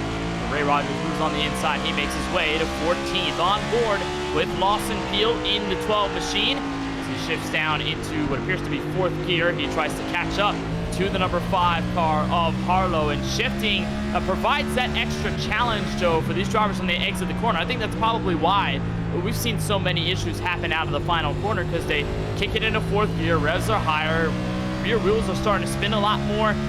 get that car just stepping out of line. They've been all over the place for the most part. Yeah, no, from my experience, interestingly enough, I didn't really find that the shifting unsettled the car too badly. It was more just about how much speed you're carrying through the corner. If you're a little bit too hot, that'll make it very loose. And then on top of that, just how much you're goosing it off the turn. And I mentioned earlier about trying to open the wheel up will definitely help you a ton. So there's all different kinds of factors. Mostly what it comes down to is just being smooth, and Logan's going to have to be very smooth here trying to sneak between these battling cars. Oh my God, look at the 32. Richard Swadeley got way out of shape out of 4 and almost sent that car to the inside wall, but now he's buried in this battle for 14th. How about the 3 wide action at Richmond again? They quickly settle it out. Logan Sturgeon able to move on by for 14th. Kip Easley also going to make his way through in his next Ben Chevrolet, but they're going to stay door to door. Logan Sturgeon with that Big Fish barbecue car going to get to the inside of Justin Winters. Here's Garrett Brown, who comes into this race show as the last driver in of the round of 8. We talked about these 2 race rounds and how you have to execute. Well, Garrett Brown has had a really quiet race tonight after starting in 12th. He's back to 19th. Yeah, he's right at the tail of this huge group right here. And this is where things can get a little bit ugly if you're not careful as well. Big power move down to the inside of Herb, but that was a lapped car, so that wasn't for position. Just trying to get him out of the way. And with those cars battling so hard, they can easily have a wreck. And like I said, like here on the backstretch, if they wreck in front of you, there's not many places you can run to hide. We saw the parking lot that can develop, especially with the multiple cars that were involved a little bit earlier on. Garrett Brown had to do a little bit of Euro stepping to get around Justin Herb there, entering turn 1. So here's a look from Miranda, who is 11 laps down. Remember the last time we talked about it, he was around 4 laps down, and it has really ballooned. 31st is where he sits, and that face shows it all, Joe Peak. He is not happy. No, I think he's going to be glad there's not many people walking by the window today, because right now he's not going to have a lot of smiles for them. It's all about essentially just trying to hope that he can pick up some of the scraps from here, that we get a bit more attrition, because he's not likely going to pass anybody. He's 7 laps behind the nearest car. Yeah, that's true. And cautions are not going to help either, because they're going to be given to Justin Miller in the 22, who is really close to being put back on the lead lap if we get a flurry of yellows. Brandon Banks in the 54. Look back at the Bridgestone Chevrolet Camaro. Looking on the battle for P9. Chris Shoemaker and Curtis Kelly, pair of non-playoff drivers. The 71 on the outside. Looks like he's starting to make it work on the 4. Just pitching him down there in that middle lane. Starting to be a little stronger as this race has progressed and as we get to halfway. I think Kelly's in the prime spot. Well, I thought so, but he didn't take it deep in the corner. He is going to try and fight back just a little bit on Shoemaker. But I think once Chris clears him and is able to really drift up to the outside on the corner exit, that should be job done for 9th. You know, if there was a window outside of Brandon Banks' room where he's racing right now as Curtis Kelly gets into the outside wall, you'd think that there's a party going on. I mean, it's all dark. Those colorful lights are right there alongside him. And Banks way under the apron in turns 1 and 2. Thought he had the move on Kelly. Done, but it looks like he's going to have a little more work to do this time. Yeah, he's got to work really hard at this one, but it does seem like this is going to be the second car. Yeah, Kelly drifts back. I wonder if he's either lost his stuff or he is holding on to some things, although I think this is probably not the point at which you want to start letting those positions go and drifting backwards. We're close to halfway through the race. You want to start solidifying where you are, and he's out of the top 10 now. I wouldn't want to go any farther back than this. Yeah, 100%. Remember what Steven Stempien said when we talked to him under yellow? He said, I'm just trying to save my stuff. Other guys are going to try and rip it early on, and then they're going to start to fall back. It looks like for Kelly, that's becoming the phenomenon. You look at Lawson Peel, who finds his way to the podium spot. Remember, he started this race back in 9th, dropped all the way to as low as 14th with a semi-spin. Happened after contact with the 48 of Alex Muscarella.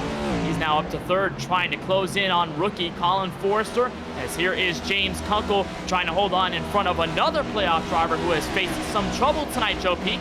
That is Wyatt Brackett, buried in 23rd. Very unfamiliar situation for Brackett, who we've seen perform all playoffs long.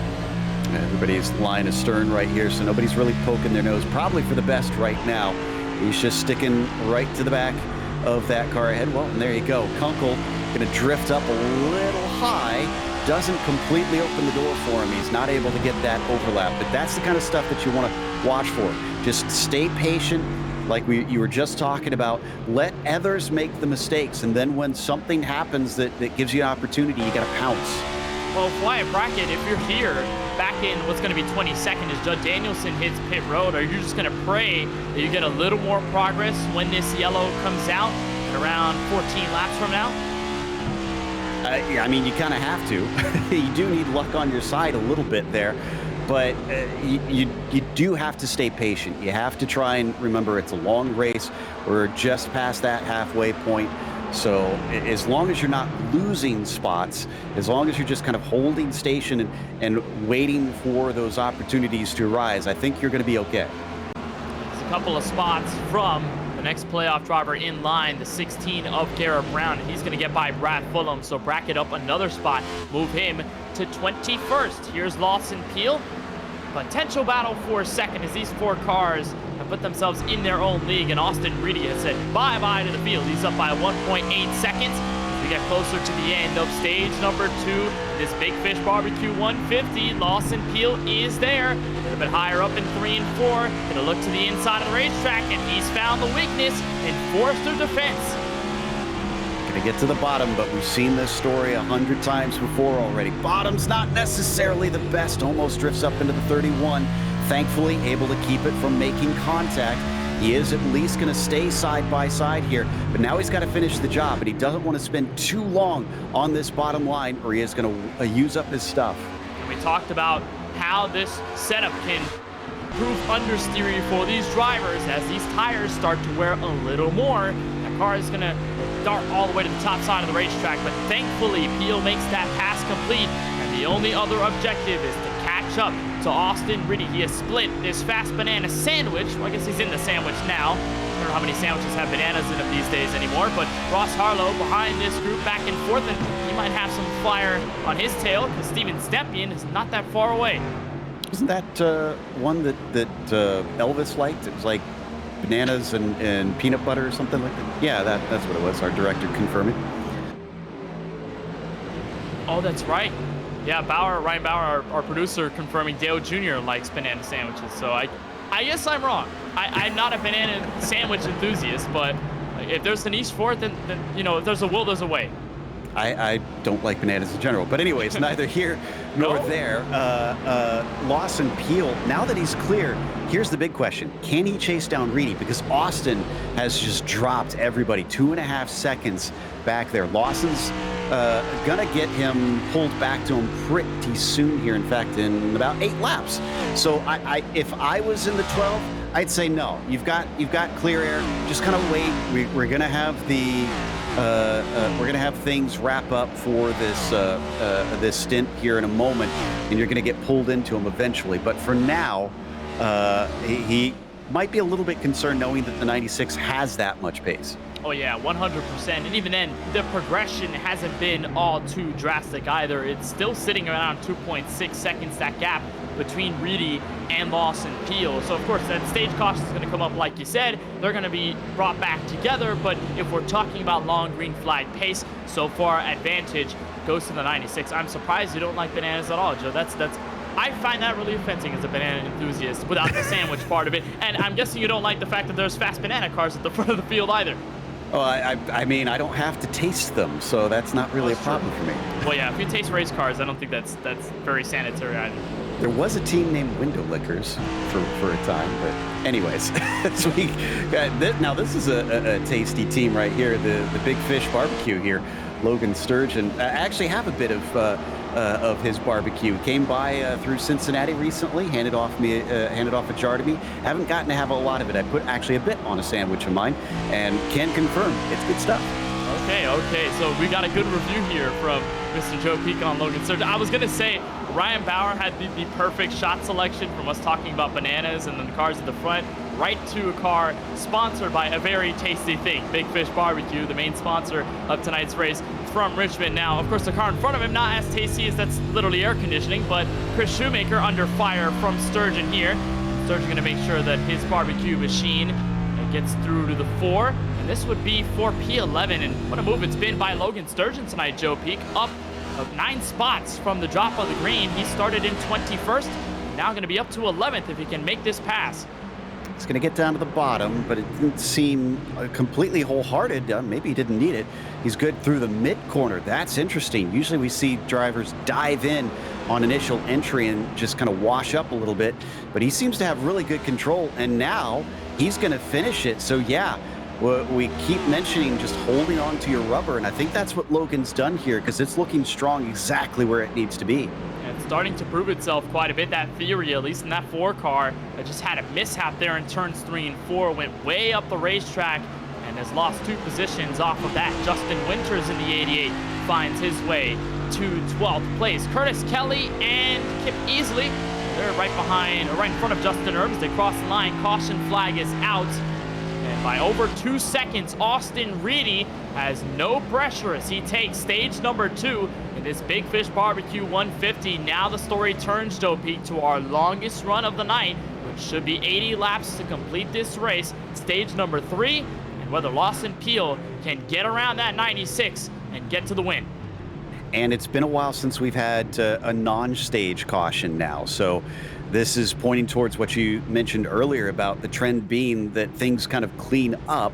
And if that's the case, we might wind up with green flag stops on this last one. It all depends on who wants to try and gut it out. But now, for now, they have to try and figure out these yellow flag stops and see who can be in and out the quickest. This is going to be about positioning yourself for the end of this race, and this one's going to be rather pivotal. The 96 is going to bring the entire field in for stops under this stage break. It looks like Mario Miranda, of course, is going to stay out to try and get some of his laps back. Same deal goes for Justin Miller in the number 22, as he is 29th on the track. He'll try and get a wave around, and a couple of others, but the 96 brings him in. Jacks up on the right side, same for everybody else. Let's see if the run off pit road is worthy for Austin Reedy. They're going to try and jack up the left sides here this time through. Look at the 12 appeal. He catches up. Close but no cigar. Austin Reedy will stay in the lead out of pit road. Yeah, he was really flying there. He's got to be careful. I mean, they do have that speed limit out there, so I think he was right on the limit of it, but it just wasn't enough. All right, well, the 96 still in front. Lap 122 of 200. Ready for the final stage here at this Big Fish Barbecue 150 from Richmond Raceway. Janice.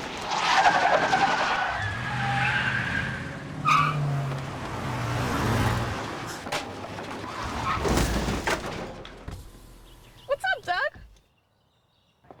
Hi, Cheryl. What got into you? At Sunoco, we know how to fuel peak performance. We've been doing it for American racing for over 50 years. Fuel your best. Fuller. Yeah, Needed F-150 for Smith build. got it. Yesterday. I know. Don't forget my BMW. Gotcha. Check this out. All the major online automotive sites in one place. BMW, done. F-150, done. How's he do it? I can search nationwide, even those classified sites. Auto Tempest, all the cars, one search. That's how I do it. There is Max Papis in the Ferrari. As great a race as Ferrari has ever won.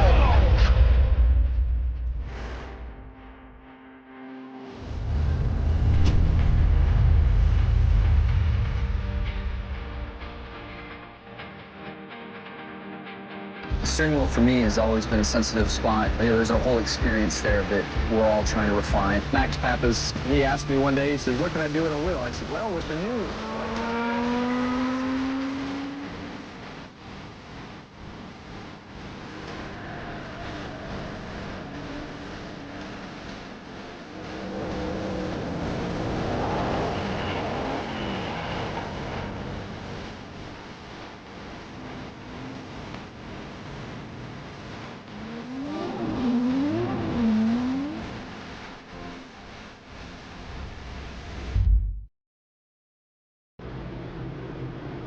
Welcome back to Richmond Raceway as we continue coverage of the Big Fish BBQ 150 here for the Sunoco Cup Series playoffs. Kenneth Bueno, Joe Peak in the booth, and while I try to recover from Joe's statement about not liking bananas, we will return to the other banana in this conversation, the one leading this field, Austin Reedy, having a rocket right alongside of him, Lawson Peel for the race lead in stage number 3.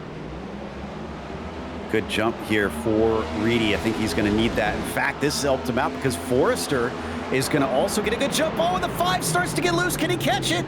He chases up the hill. He has it. Wow. How did he save that car? Harlow's going to dive through the field, though. That's going to be the worst part about it, but the 5 is going to live to see another lap. We're side by side for second. Colin Forrester is going to get the better of Lawson Peel, and a hip check crossover. The 14's around in the middle of the field. Austin Shoemaker sideways, and that's the yellow. We definitely will need a couple replays from that one. Shoemaker, I think, just losing a little bit of the grip on that restart on the cold tires, but the 5, and that was with, I mean, he was 4 wide when he saved it. Here's a look at what brought out the caution. We're 3 wide. In the middle is the 14, a red, white, blue, and black. Mobil 1 Ford Mustang, and goes for a rather harmless spin. And a great avoidance by everybody in the field. That 14, I don't think sustains any damage. And here's a look at the restart for Ross Harlow. He got help from behind. Yeah. That's what started it. But just incredible hands there to be able to keep that car out of the wall. Didn't spin it. Didn't hit anybody. Here's the touch. Yeah, big punt. Oh, and he goes all the way up the racetrack. What a save. Keeps it off of the wall. And then he just rejoins the field like if nothing happened. They're all trying to get around him, but he does a phenomenal job of getting away from disaster. And the defending winner here at Richmond will continue this race. Brandon Banks right on the binders, and he gets through that spin by the 14. Nicely done. Now, that was interesting because, I mean, it is always a bit of a risky time on these restarts usually. Oh, and there you can see more cars getting spun around there on these restarts. But I didn't expect it to be a car trying to get the tires up to temperature. We haven't really had issues like that up till now. No, not really. And there's the 48 sideways. Speaking of saves, man, SKM saving their cars. First Harlow and then Muscarella. Here's a look from the 48's in-car cam. Woo. Wow, okay. Full drift there, and still somehow keeps it from getting into the wall. There was a number of people that were super heads up. And everybody did a great job getting away and to prevent extra catastrophe. I mean, similar to the spin with Isaac Mock, right, where we saw him involved in a spin 3 and 4. Everybody did a great job of getting around, and nobody else picked up any damage, especially the car that was in the incident itself. So everybody able to save it for the most part. And Austin Reedy will pick up the pace car once more. But he's got an extra buffer now. I think that was a pivotal restart there, Joe, because Lawson Peel was in second place, and he was setting up a crossover pass before that caution came out on the front straightaway. But Colin Forrester was able to sneak his way through to second. Now Fast Banana has 2 cars on the front row. So a little bit more of a pad here for Reedy to prevent that charge by the 12. Here's the thing, though. I'm pretty sure that 12 is going to get that second pretty easily. We saw how the 31 just burst forward underneath him. I think we're going to see the same thing from Peel. So the 12 car is still trying to plot his method of getting to the front. And the number 96 of Reedy brings him up to another lap under yellow. We'll see if we can talk to the driver of the 48, Alexander Muscarella. And Alex, boy, what a save that was. He almost got into an incident, almost crashed that car, but you kept straight. How did you do it there? I just jabbed the brake and hoped I didn't get ran over, to be honest. Well, it worked. You end up saving that car. You're going to hold on to a top 5 position. What are your thoughts here on this next restart and your plan to try and get a win tonight? I'm probably going to have to get funky with pit strat because I'm not as fast as these guys. I can kind of hang, but I don't know. I just got to keep it clean and just see how stuff goes. All right, well, the 48's looking good up at the front, Alex. We certainly appreciate the time. Best of luck on the restart. Thank you. So Alex Muscarella in the 48 restarting from 5th place. And you mentioned the fact that he talked about funky pit strategy. That might be something worthy of note for the rest of this race. Fast Banana leads him in row number 1 to turn 1. Lawson Pio does not have the momentum to make a pass for second place. Forster's going to hold out in his spot. Steven Stempion's going to stay in 4th. Muscarella now under fire from Jesse Whittington for 5th. Yeah, going to go side by side here, and as they exit off of turn 4, looks like Whittington really has the edge, much more momentum, and then sending it down back into 1 and 2. They carry this one on. Like I said, you don't want to do this too much. You're going to start to chew up the tires the more you run side by side. I think Muscarella knows that. He's going to back out. Yeah, good decision there by the 48. You'll hope that the 94 makes a mistake. These non-playoff drivers are making a statement tonight from Richmond. Only 4 of the 8 playoff drivers inside the top 10. Everybody else just looking for a win in tonight's Big Fish Barbecue 150. Caution is out. Trouble on the front straightaway. And among those involved, it looks to be, I think, the 88 of Justin Winters. Yes, slow going in at turn 1. And so the 88 of Winters involved in a rather big scuffle that began around Ray Rogers, where he got loose and a couple of others made contact. Yeah, this was a wreck in slow motion, honestly. Watch Ray Rogers onto the front stretch. There he goes down to the inside. Another car along with him getting loose, and then everybody just kind of trying to keep it from being a worse wreck, all sort of clattering into each other, a little bit clumsy. That was the 88, it looks like, Winters, as you mentioned, and Richard Swavely in the 32.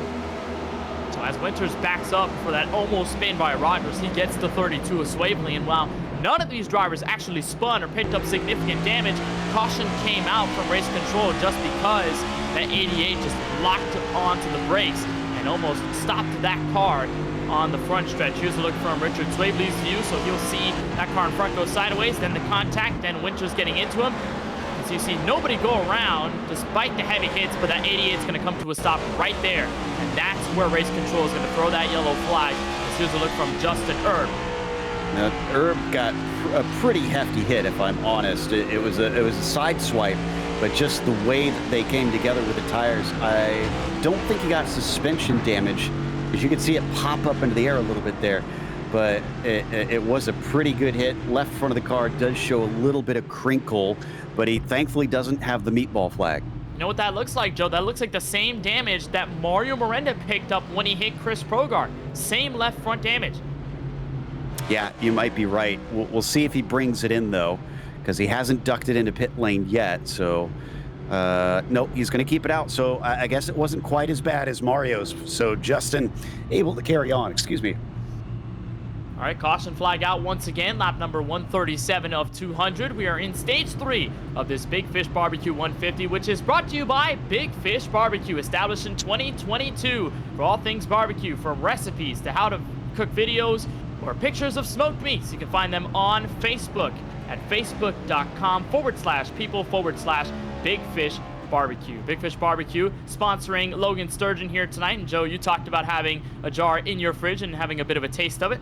And a very good review, I guess, left for Big Fish Barbecue. Yes, honestly, I'm saving the rest of it because eventually I'd like to get some catfish. I mean, talking about what foods are our favorites, love me some catfish with barbecue sauce. So going to try and see if I can get some of that and then maybe enjoy the rest of it on a nice fish fry. Sounds like a tasty combo. We'll bring in Logan Sturgeon, who's sponsored by Big Fish Barbecue. And Logan, I mean, talk about sponsoring this race. You got Big Fish Barbecue all over the beautiful race car tonight, sponsoring tonight's race from Richmond. And how's it gone for you this evening? It's gone pretty good. I mean, I really screwed up in qualifying my second lap, so I started 21st, but been avoiding some of the carnage and I have really good long run speed, so I'm hoping that this will just run out and maybe we have a chance to get a top 5 tonight. I was about to say, yeah, I mean, one of the better drivers on the long run with old tires. What's been the method to the madness for you over this race? Just consistency, just trying to get into a rhythm, backing up my corners and just trying to be smooth through the corners. It seems to be paying off really well. Certainly working at this stage of the race. 61 to go when we get this restart. Any thoughts about what you're going to try to do to gain those extra couple of spots and get a race win this season? I'm just going to keep running my race and hopefully those guys up there get kind of crazy and, you know, maybe luck will be on our side tonight. Well, Well, 21st to 7th, that's a big move in this part of the race. Logan, we appreciate the time as always. Best of luck. And Big Fish BBQ, great review by Joe Peak. So, thanks, guys. well, Logan Sturgeon starts this race from the P7 spot right underneath the 14 of Austin Shoemaker. Meanwhile, the Fast Banana Camaros will stay up at the front. Austin Reedy and Colin Forrester lead us back to green. 61 laps to go from Richmond. Back down into one once again. I think Peel learned from last time. He's a little closer, but he's not close enough, so he's still going to stay in third. But he's trying everything. He looks pretty strong there off of 2, so he's going to be a serious threat for Forrester. Looks like Lawson Peel has been trying to get some green flag laps in to methodically set up a pass on the 31. You see him a little lower out of turn 4. Might just be that setup in design as the 81 of Steven Stempien holds on right in front of Jesse Whittington, Alex Muscarella, Logan Sturgeon. Their fight still taking it to turn 2 for P6. And 26 car continues to trek up forward, stays underneath that low Chevrolet. Yeah, nice side-by-side racing here with only 60 laps left to go, essentially.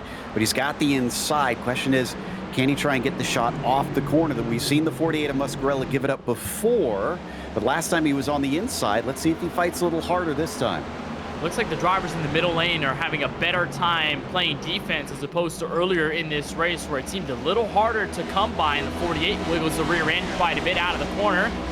26 of Sturgeon is going to back out of line, so he'll tuck in for 7th. Brandon Banks and Austin Shoemaker, those going side by side for position right behind them. And Austin Shoemaker came off of a whale of a race at Pocono last week. Joe finished inside the top 15. It was an 11th place finish, but Shoemaker was showing his hand late, and it was working up until those last couple of laps where he found a little bit of bad luck, but it was still a great finish. Shoemaker doing the same tonight from Richmond. Yeah, Banks is fighting them hard here. Unfortunately for them, they're kind of plugged up because they got Logan Sturgeon in there. He's going to try and get back into it, but Ross Harlow, after he lost a bunch of spots, is now back up into 10th. He is exactly where he started tonight's race, although he spent the majority of it inside the top 5. He's got a plethora of cars to move by this time through, so 5 car, we know how fast he is. He's got a good setup out of 2, so dials up the inside. 14 of Shoemaker, who's going to give way, and Ross Harlow slowly but surely making his way to the front, but he has to take note, Joe, of the lap counter. We're at 55 laps to go, and at a 3/4 of a mile racetrack, 55 laps is virtually nothing. If you said 55 laps, and let's say last week's destination, Pocono Raceway, I'd say that's a rather long race, but 55 laps here in Richmond, it comes and goes in a matter of moments, so Harlow has to pick up the pace just a little bit. Yeah, he's trying to get by Shoemaker, but Shoemaker's fighting him awful hard here. I think maybe what we'll see this come down to is who's going to do some tricky things with the pit stop if we get to there. If we get a yellow, I almost wonder if we're going to see some 2-tire stops. And 2 tires can be a very good call here at Richmond, especially when you've got restarts with minimal laps to go to watch side by side. This is from Isaac Mock's perspective, right behind Ross Harlow and Shoemaker. And Harlow a little higher up in 1 and 2. I think he's just going to try and set up for this back straightaway pass and might get 2 birds with 1 stone, because there's Logan Sturgeon. Lost out on the battle with Brandon Banks and now has to deal with the Valhalla Project Camaro on the inside. Harlow's still fighting it hard. He's now up to 9th position, so cracking the top 10. Sturgeon also looking to try and move forward here. He's up 12 from where he began, and the 5 drifts up a little bit, but thankfully doesn't make contact. Has to be really careful, though, around these non-playoff guys. We've had this conversation so many times about those yellow bannered cars, how they're going to handle non-playoff traffic, and vice versa, how the non-playoff drivers are going to handle playoff traffic. One of those dealing with that situation is the man right behind this pack of 4, Garrett Brown, who has spent most of this race beneath the top 15. He's starting to crack the top 15 at this stage. He's bringing Wyatt Brackett with him. So the pair of playoff runners going to move to the inside of Austin Shoemaker out of 4. Ooh, and up into the wall. I think that was the 14 of Shoemaker. That's going to lose him a lot of momentum. Garrett is able to sneak by, and I think that's also Wyatt Brackett on the bottom of the 30 is going to try and do the same. Those were shades of Pocono at the exit of the tunnel turn where Brackett got caught up in a big checkup, hit the outside wall as a result, and that race really got shifted from there on out. Wyatt almost getting stuffed up by the 14. He's going to stay to the inside as Garrett Brown clears ahead of them. They've got the other Shoemaker right behind them, the 4 machine of Chris Shoemaker with the Ream colors on his Mustang. The whole field blurs by to the back straightaway, and we look back up to the battle at around the top 8. Ross Harlow getting the inside of Logan Sturgeon, and he's got it. Yeah, I'm not too shocked on that one. I'm pretty sure that Ross is going to be fired up right now. As long as he can have a controlled anger, he is going to be just absolutely blitzing through. We know he's fast. He's back up to 8th position. Next on his list is going to be Brandon Banks. And actually, I'm trying to remember, was it Stempion that got into him? I think it was Stempion. Yeah, Stempion was one that got into him on the restart, turn 1, and sent Harlow up the track. So he's going to remember that. Stempion's still sitting in 4th. If we get a yellow and they close back together, Harlow is going to have a target on the back of that 81. 2 things I thought of as soon as you said that he'll remember that incident with Steven Stempion. Number 1, race car drivers are like elephants. They usually never forget about things that happen out on track, and sometimes they send a little bit of payback, especially at these short tracks. And number 2, what's that quote from Creed 2? When a fighter's got nothing to lose, he is dangerous. Ross Harlow a little dangerous now as he steps into the top 10. Caution is out once more, and it appears that the situation is Justin Miller, who spins in 1 and 2 and has taken his Toyota Camry to the garage after a vicious hit to the outside wall. One of those involved in one of our very first wrecks of the night. Oh, yeah, that is the absolute last thing that you want to happen when that car gets loose and you're trying to collect it back. When it snaps and finally grabs, well, it's going to go the direction you've got the wheels pointed. And in that case, they were pointed right. And so there it goes, exactly where you told it to go, just unfortunately later than you wanted it to. So the car steps out. He's got it saved. Hold on a little bit too long. Justin Miller into the outside wall. Leaders on pit road. Austin really going to lead them in. And so this is going to be a big call. We talked about the 48 of Alex Muscarella. He said he might do something funky on strategy, but for right now, he is not throwing his hand out the window just yet. He's going to stay on pit road with the majority of your leaders. He's got some good track position, and everybody's going to hit the lane. We'll see if anybody makes that 2-tire call, Joe, that you were alluding to earlier.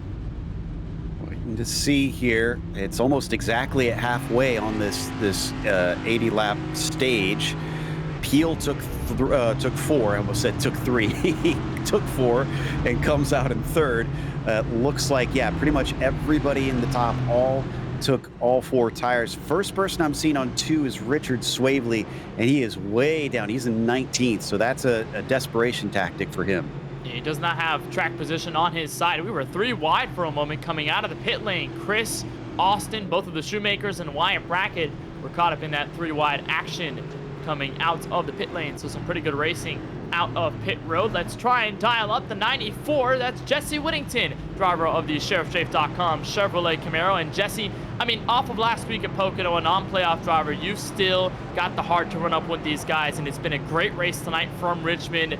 What's the strategy now? 43 laps to go. Just gonna try to keep on doing what I'm doing, and hopefully hang on for a top 5. I mean, the past 5 or 6 weeks, I felt like I've had some good speed, but results aren't showing. So I really want a result. And tonight could be the difference maker. And you've got, I mean, 4 Titans in the playoff fight right in front of you. Strategy obviously being a thing in this with the tires and long green flag runs that we've had here and there late in the race. Do you think 2 tires might be a viable strategy if it comes down to those last couple of laps and you need a pit stop?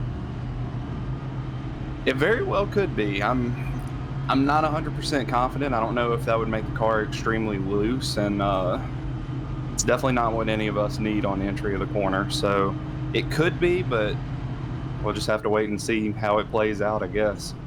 Well, late in this race, we're going to be at a restart at, I'd say, right over 40 laps to go. How important do you think track position is going to be here? And are you expecting a lot of yellows from here on out? On a scale of 1 to 10, it's about a 100 on track position. And if I'm expecting yellows, to be honest with you, I was expecting more throughout the whole race. And I mean, that was that was a race control issue on this yellow. So I don't know. I think we could have a good long run to the end. That's kind of what I'm hoping for, because I figured out how to save my tires, and that's really, in all honesty, that's what I'm hoping for to end this race. Hey, two things that we've seen consistent all night long. You're driving tonight, and all the supporters in chat, they're going absolutely wild. Of course, they always do every time they show up to a Podium Esports stream. So I'm sure they're going to be super happy to see you up here fighting for the win. Best of luck on the restart. Absolutely. Thank you, guys, and thanks, Strafe Nation. Strafe Nation cheering on driver 94 as he restarts from the inside of row number 3. Restart here with 40 laps to go from Richmond Raceway, and it's all Austin Reedy at the front for turns 1 and 2. Yeah, and every time we've had these little spurts, he's just pulled away by a couple tenths, which to me says he still has the speed over everybody else. But look at this time. We've gone back to Swavely on the 2 tires. The 12 has gotten inside of Forrester. Yeah, he is there, and we're crashing at the exit of turn 4. Logan Sturgeon among those involved. Oh, and he's going to get it turned around. Hard to see how much damage is on the car from this angle, but that is a real shame with how high up he was rolling. And running a great race up until this point, and goes for an outside wall hit to bring us a caution with 39 laps left here from Richmond. The Big Fish Barbecue Camaro finds trouble in 3 and 4, and just, I think, overshot the corner and washed up into the 47, got sideways. And it's always the car behind Joe that tries to get out of the way, but they cannot react in enough time, nor do they have anywhere else to go. Brackett is there trying to hold on to the brakes, but it is too little too late before the 26 goes up into the wall. And poor James Kunkel was just kind of wrong place, wrong time. So he gets slowed up into it. Does he hit very hard, though? Let's watch. Sees it happening. Yep, that's a pretty hard hit. So he's going to take a fair bit of damage from that one. He is still running in 25th, but he was much higher than that before that incident happened. In fact, he is going to come down and take some repairs. It seems to be the call there for the 3 of Kunkel. Looks like the 48 of Alex Muscarella has hit the pit lane. So Muscarella was running rather high up in the field, and they just dropped a bunch of track position with that caution. And so here's this funky strategy that he was alluding to earlier on. And the 48 is in for pit road. He comes in at 24th place. Now, this should be the wave around for driver 71. Curtis Kelly was a lap down earlier in this race. There he is on the outside of the leaders, getting around the pace car. And so he is going to be on the lead lap. Update for those that are a lap down or more. Justin Winters, 2 laps down in 28th. Miranda, the next car in. He has picked up some laps, but not by much. It's 9 laps down for him in 29th. Justin Miller out of this race. He is disconnected. Then Travis Stevens, 19 laps down. 32 laps down for Chris Progar. 59 laps down for Judd Danielson, and Parker Bland in the 18. 93 laps down. So attrition has struck here, Joe Peak, and the concerns certainly are wavering around that 99 car, because in a 2-race playoff round, you don't have that much of a margin for error. You have a tough race tonight from Richmond. You have to do all the work at Michigan, which is unpredictable in its own right. Yeah, it's on the complete other end of the spectrum. It's almost a super speedway in that sense, how fast these cars run around there. So that is going to be just as wild. I think he just honestly got the bad end of the stick on this one.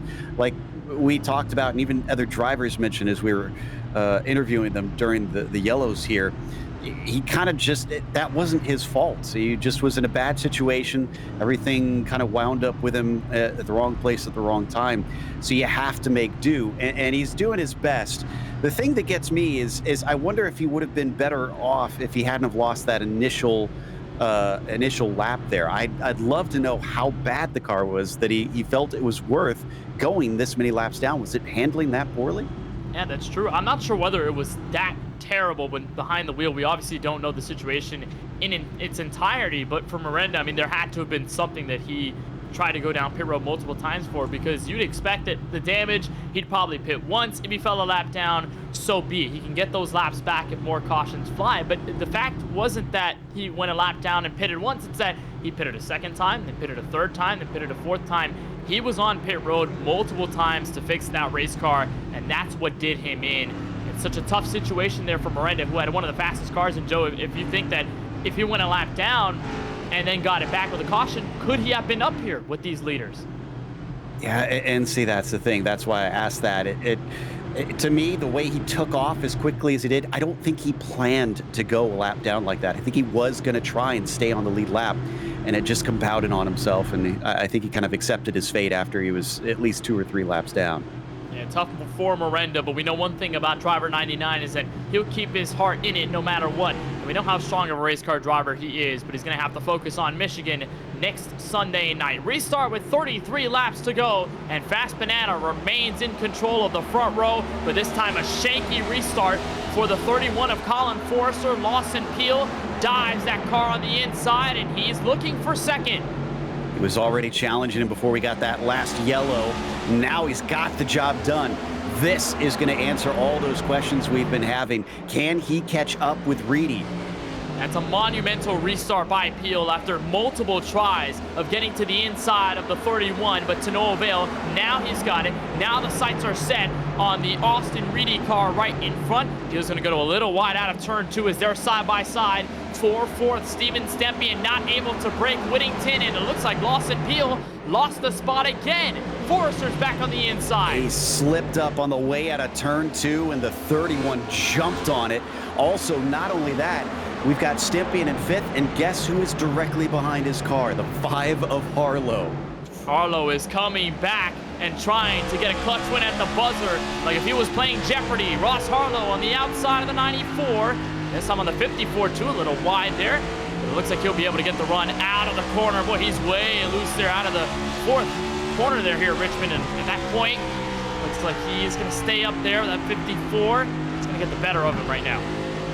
Yeah, that cost him, and I said, you know, he's going to be driving angry a little bit. He doesn't look very happy, especially now that he made that mistake and got into the wall. He was so close to getting back to Stempien. I don't know if he's the type to come and turn him, but I was just kind of keeping an eye out because I figured that could be a good story, depending on how harsh he feels.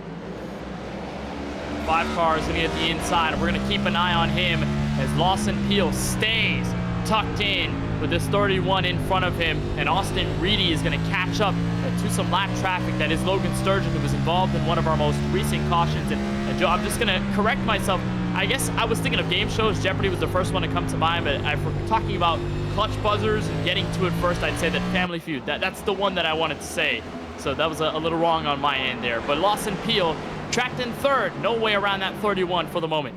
I was genuinely confused behind the scenes on that one. It's like, what Jeopardy are you watching? But in the meantime, I feel like that mistake may be decisive for Lawson Peel. The fact that he's now going to try and fight back against Forrester again means he's going to lose a lot of time to Reedy. We're down to 27 laps to go. He needed this time, and he needed those tires to be up behind him. Yeah, he did. And every lap that he stays behind this 31, Reedy is going to pull away. There's no doubt about it. And that's the conversation we had before the end of stage 2, right? Peel, as soon as he broke free to 2nd, had such a large gap that he had to surmount to get to that 96. He didn't have enough time to do it because the stage caution was going to come out anyway. But now there's no stage caution. This is the end of the race, and this is an opportunity to advance right into Homestead in Miami. There's more at stake, more than there's ever been in this entire Sunoco Cup Series playoffs. And now that 12 has to worry about Steven Stempien, who has been saving tires and now in his rearview mirror. Kevin Hurley nearly spun it and saved the car, so no caution from that one, but he loses a bunch of positions farther down in the field. Up at the front, it's already up to nearly a second ahead for Austin Reedy. He has just been utterly flawless. Other than his internet blinking in and out, I don't think we've ever seen him make a mistake tonight.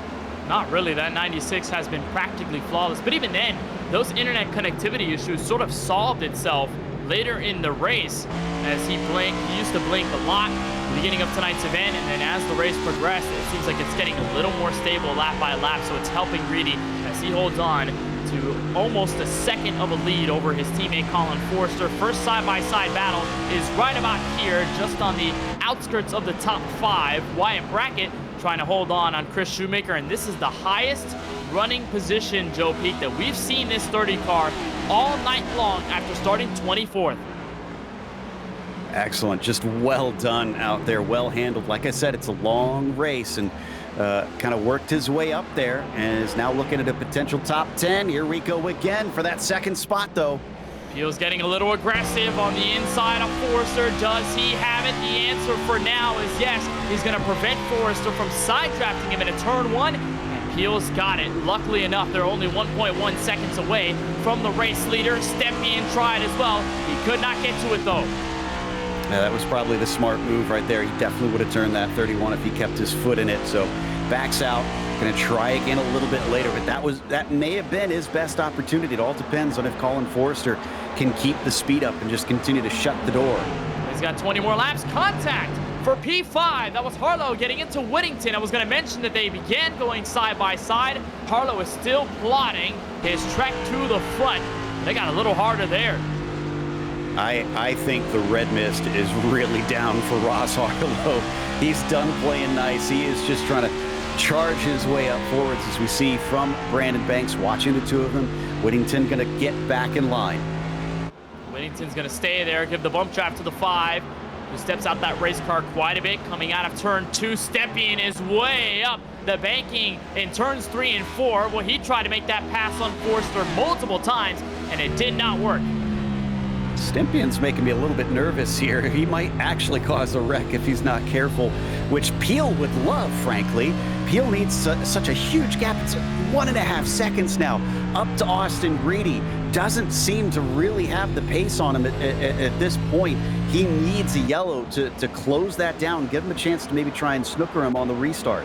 Yeah, the laps are starting to wind down, and this field is thinning out little by little. Battle for position behind Chris Shoemaker. This is Austin Shoemaker, Ray Rogers. This is for the 11th place spot, with Kip easily right behind him in the 8 machine, on board with his Chevrolet Camaro. As he goes into turns 3 and 4. And I want to mention about Stepien, I mean, he is getting aggressive at this stage of the race, but at some point, Joe, that has to be the method that you have to bring in when you're talking about those positions, because Stepien, I mean, almost eliminated last week at Pocono. Now, in a way, in a place where he can advance and have a good start heading into Michigan, but he also wants that race win. Stepien, I think, at this point, has to be physical if he wants to make these passes. Yeah, I mean, he's going to have to do something, but I feel like it's probably too little too late, again, unless they get a yellow, because I just don't see anybody catching up to Reedy without him making a mistake. Last time by, Reedy with a 22.812, second place car. Lawson Peel with a 22.828. So a little slower there for driver number 12. That gap simmers at around 1.8, 1.9 seconds. Stepien has not been able to get the better of that 31 car in Colin Forrester, who should set himself up nicely for Michigan International Speedway next Sunday night. As we look further back, this is Garrett Brown, who had a problem off the back straightaway on a restart a little while ago. He's been struggling quite a bit tonight. He's in at 15th. Yeah, we're going to hop on board with them, seeing some of them battle up in front, but we're down to 13 laps to go now. It's really dwindling away. If you've got anything, it's time to use it. 100% as Ray Rogers moves to the inside of Austin Shoemaker. And going to end up in a Shoemaker sandwich in quite a bit. But yes, the laps are starting to wind down. This time by, it'll be 12 laps to go in this Big Fish Barbecue 150. And if this gap stays at 1.9 seconds, there is going to be nothing that Lawson Peel can do unless a caution does wave. Austin Reedy, ever since taking the lead and led this race from the pole, has been virtually unstoppable. And he mentioned, Joe, he just wanted good stage points to try and move on to the next round, but nothing can get you to the next round better than a race win. Exactly. Winning in here, so make sure that you try and get rid of any variables in that sense. It's a little bit harder, but it's kind of a shoot for the stars sort of thing. You might as well try it and see what you can do. Unless you really genuinely know you don't have the pace to try and get a win. In that case, yeah, try and points race a little bit. Stepien's going to have to really do that here. This 4th place, again, might be the best he can get. I wouldn't want to throw it all away here just to try and get a 3rd. But he wants that podium spot. He does get into the outside wall, so you can tell he's pushing that Ford Mustang to get to 3rd, but Colin Forrester is staying put. This time by, it will be 9 laps to go for from Richmond Raceway. The gap has grown 2.1 seconds between Lawson Peel and Austin Reedy. That 96 is going to have to hope and pray that the racing gods don't deliver a yellow flag in this space of time. Austin Shoemaker hits the outside wall, but he's staying there with the 11 of Ray Rogers. Yeah, still a very close battle. And remember, well, as I was just about to say, we could still get a yellow here. Rogers is going to gather it back up. Thankfully, he falls to 13th, and that will change the complexion drastically, especially if we get down to 4 laps to go. Yeah, there's nothing more dangerous than a mistake and a caution that happens under green flag action when the field is thinned out. Those mistakes start to come up every lap by. The 11 of Rogers is going to try to pick up this position lost on the number 8 of Kip Easley, while there are some other cars looking to take spots away. Richard Swavely among those, and Garrett Brown, who does desperately need some points after his night up until this point. It has been clean. He's been able to get away from trouble, but track position has not been on his side, and it's been a little worse knowing that Wyatt Brackett, the man he's been around all race long, has finally started to pick up the pace since he's up tonight. The only good news is, while he does have Casey Knighton behind him, and Casey's up 18 positions, he's way behind him. He's back by about 1.7 seconds, so probably not under threat from a car that clearly has been charging. And here's Casey Knighton, driver of the number 84 machine, started this race from dead last in this field and up to 16. It's a really good run for Knighton, and he's been able to escape some of the trouble. It was a little harder to do early in the race where he was around those drivers involved in accidents, but as it has progressed, 84 has done a nice job. Back up to the front, Austin Reedy will catch 4 laps to go, and he got the outside wall there. I think he can get away with that, but he's not going to want to do that many more times here. Again, 2.5 seconds to those behind him. If I were him, leave a little bit of a margin to the wall, just back your pace off slightly, baby the car to the finish.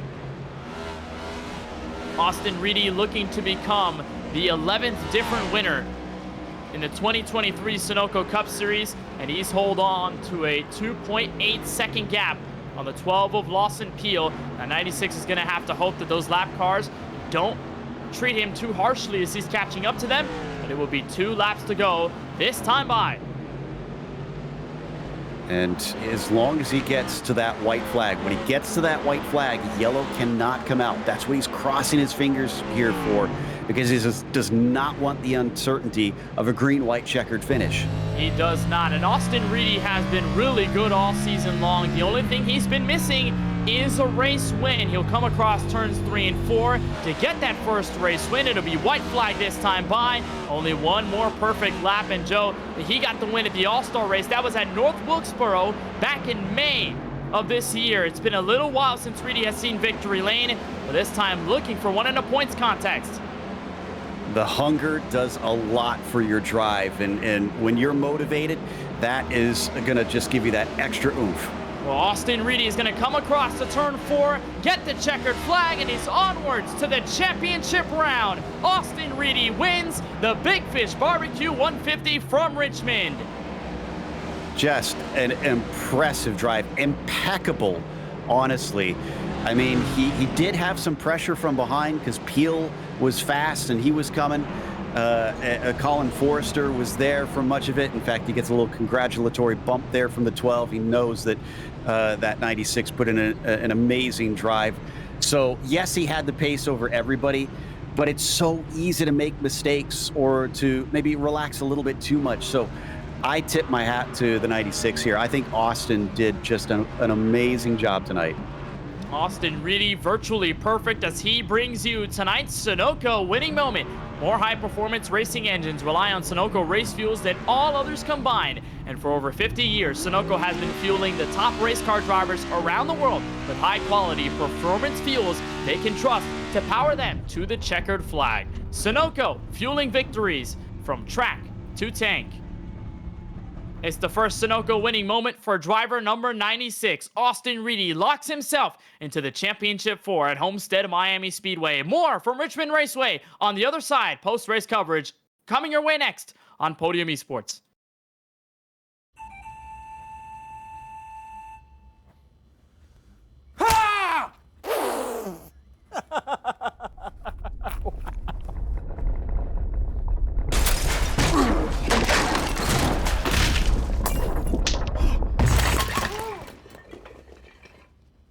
you?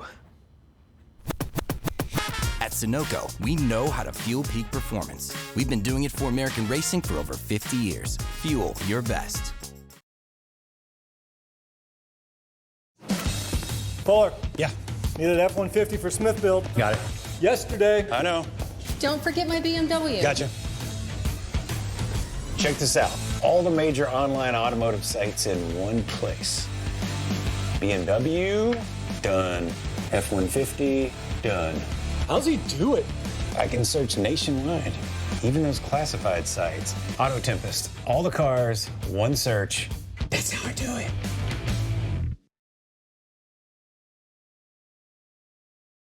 Hi guys, today me and Moose welcome to my extremely formal presentation of my two latest creations, the MPI Sync Chassis and the MPI Foldable Stand.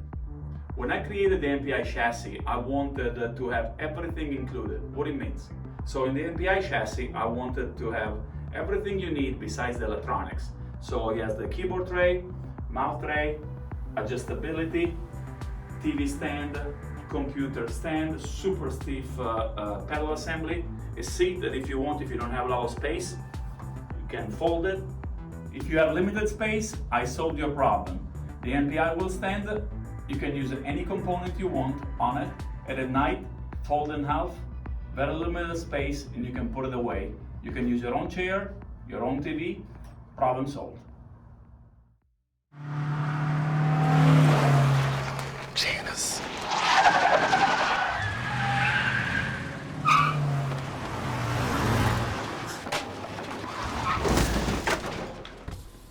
What's up, Doug? Hi, Cheryl.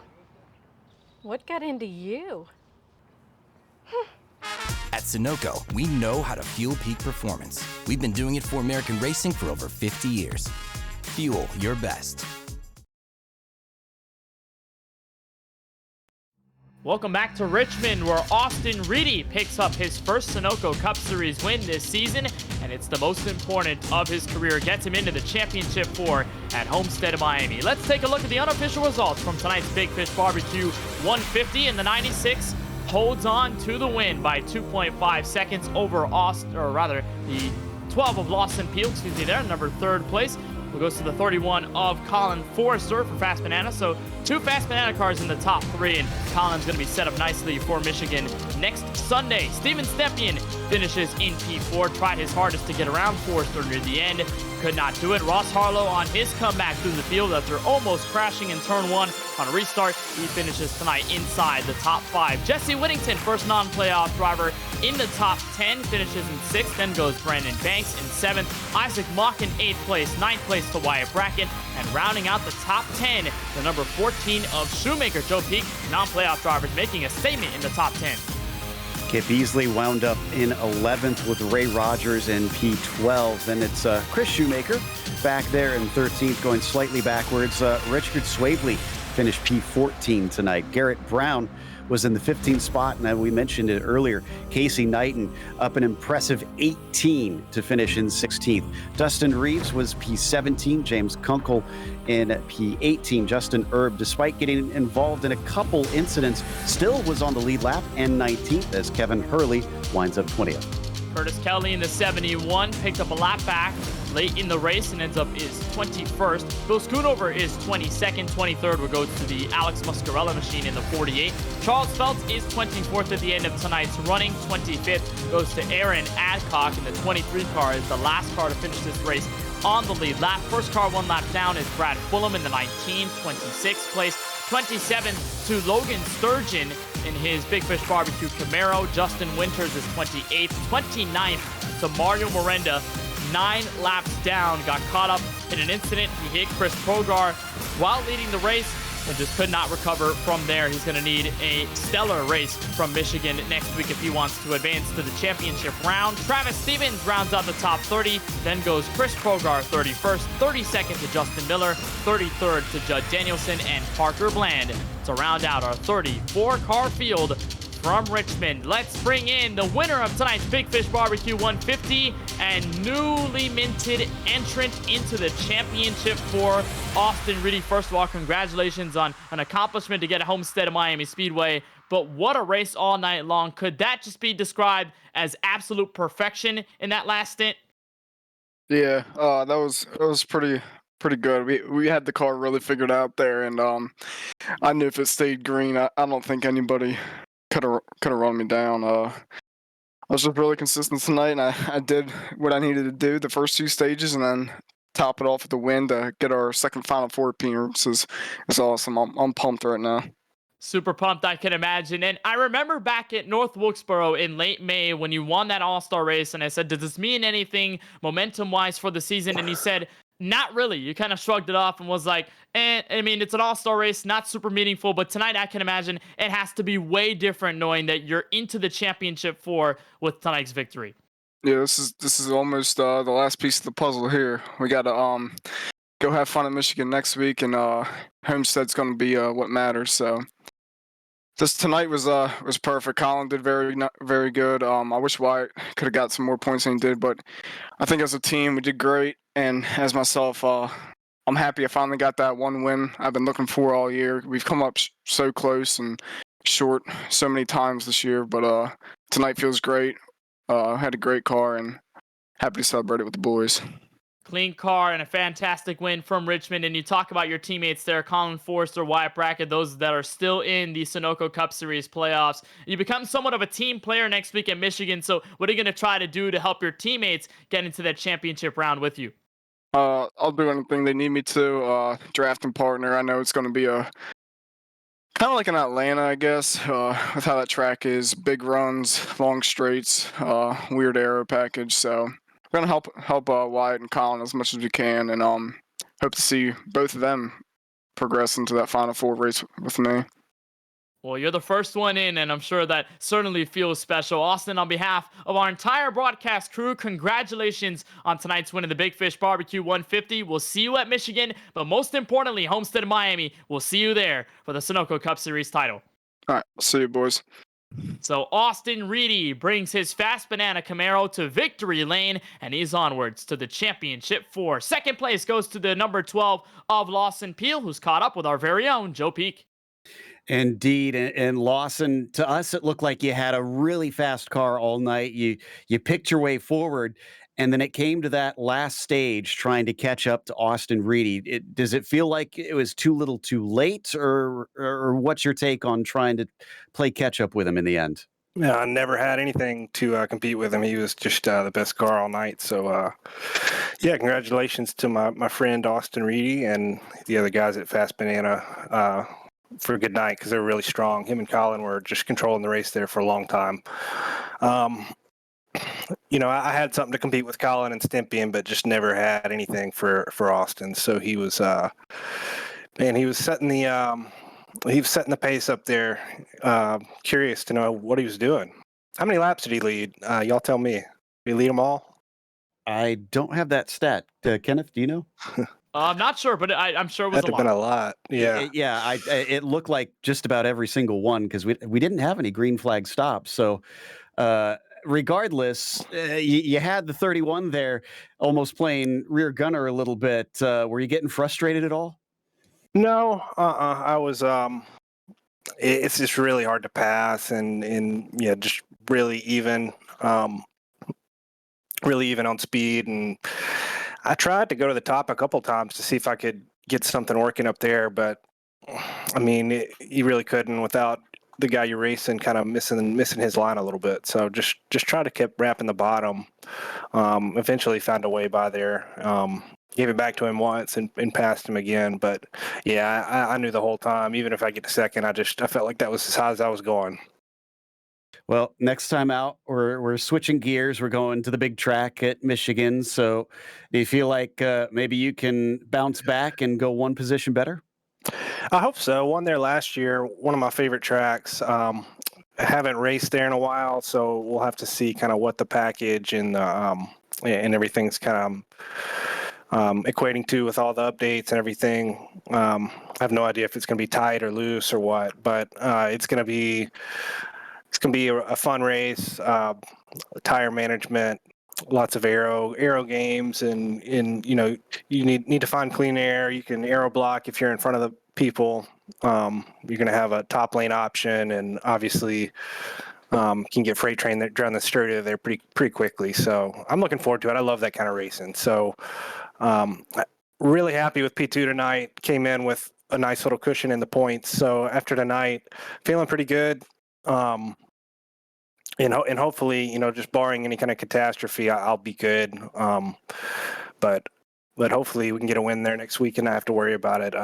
It's pretty awesome. Austin didn't win all year, and he just kind of flew in here and locked himself in the Final Four right here at the end. So let's hats off to him.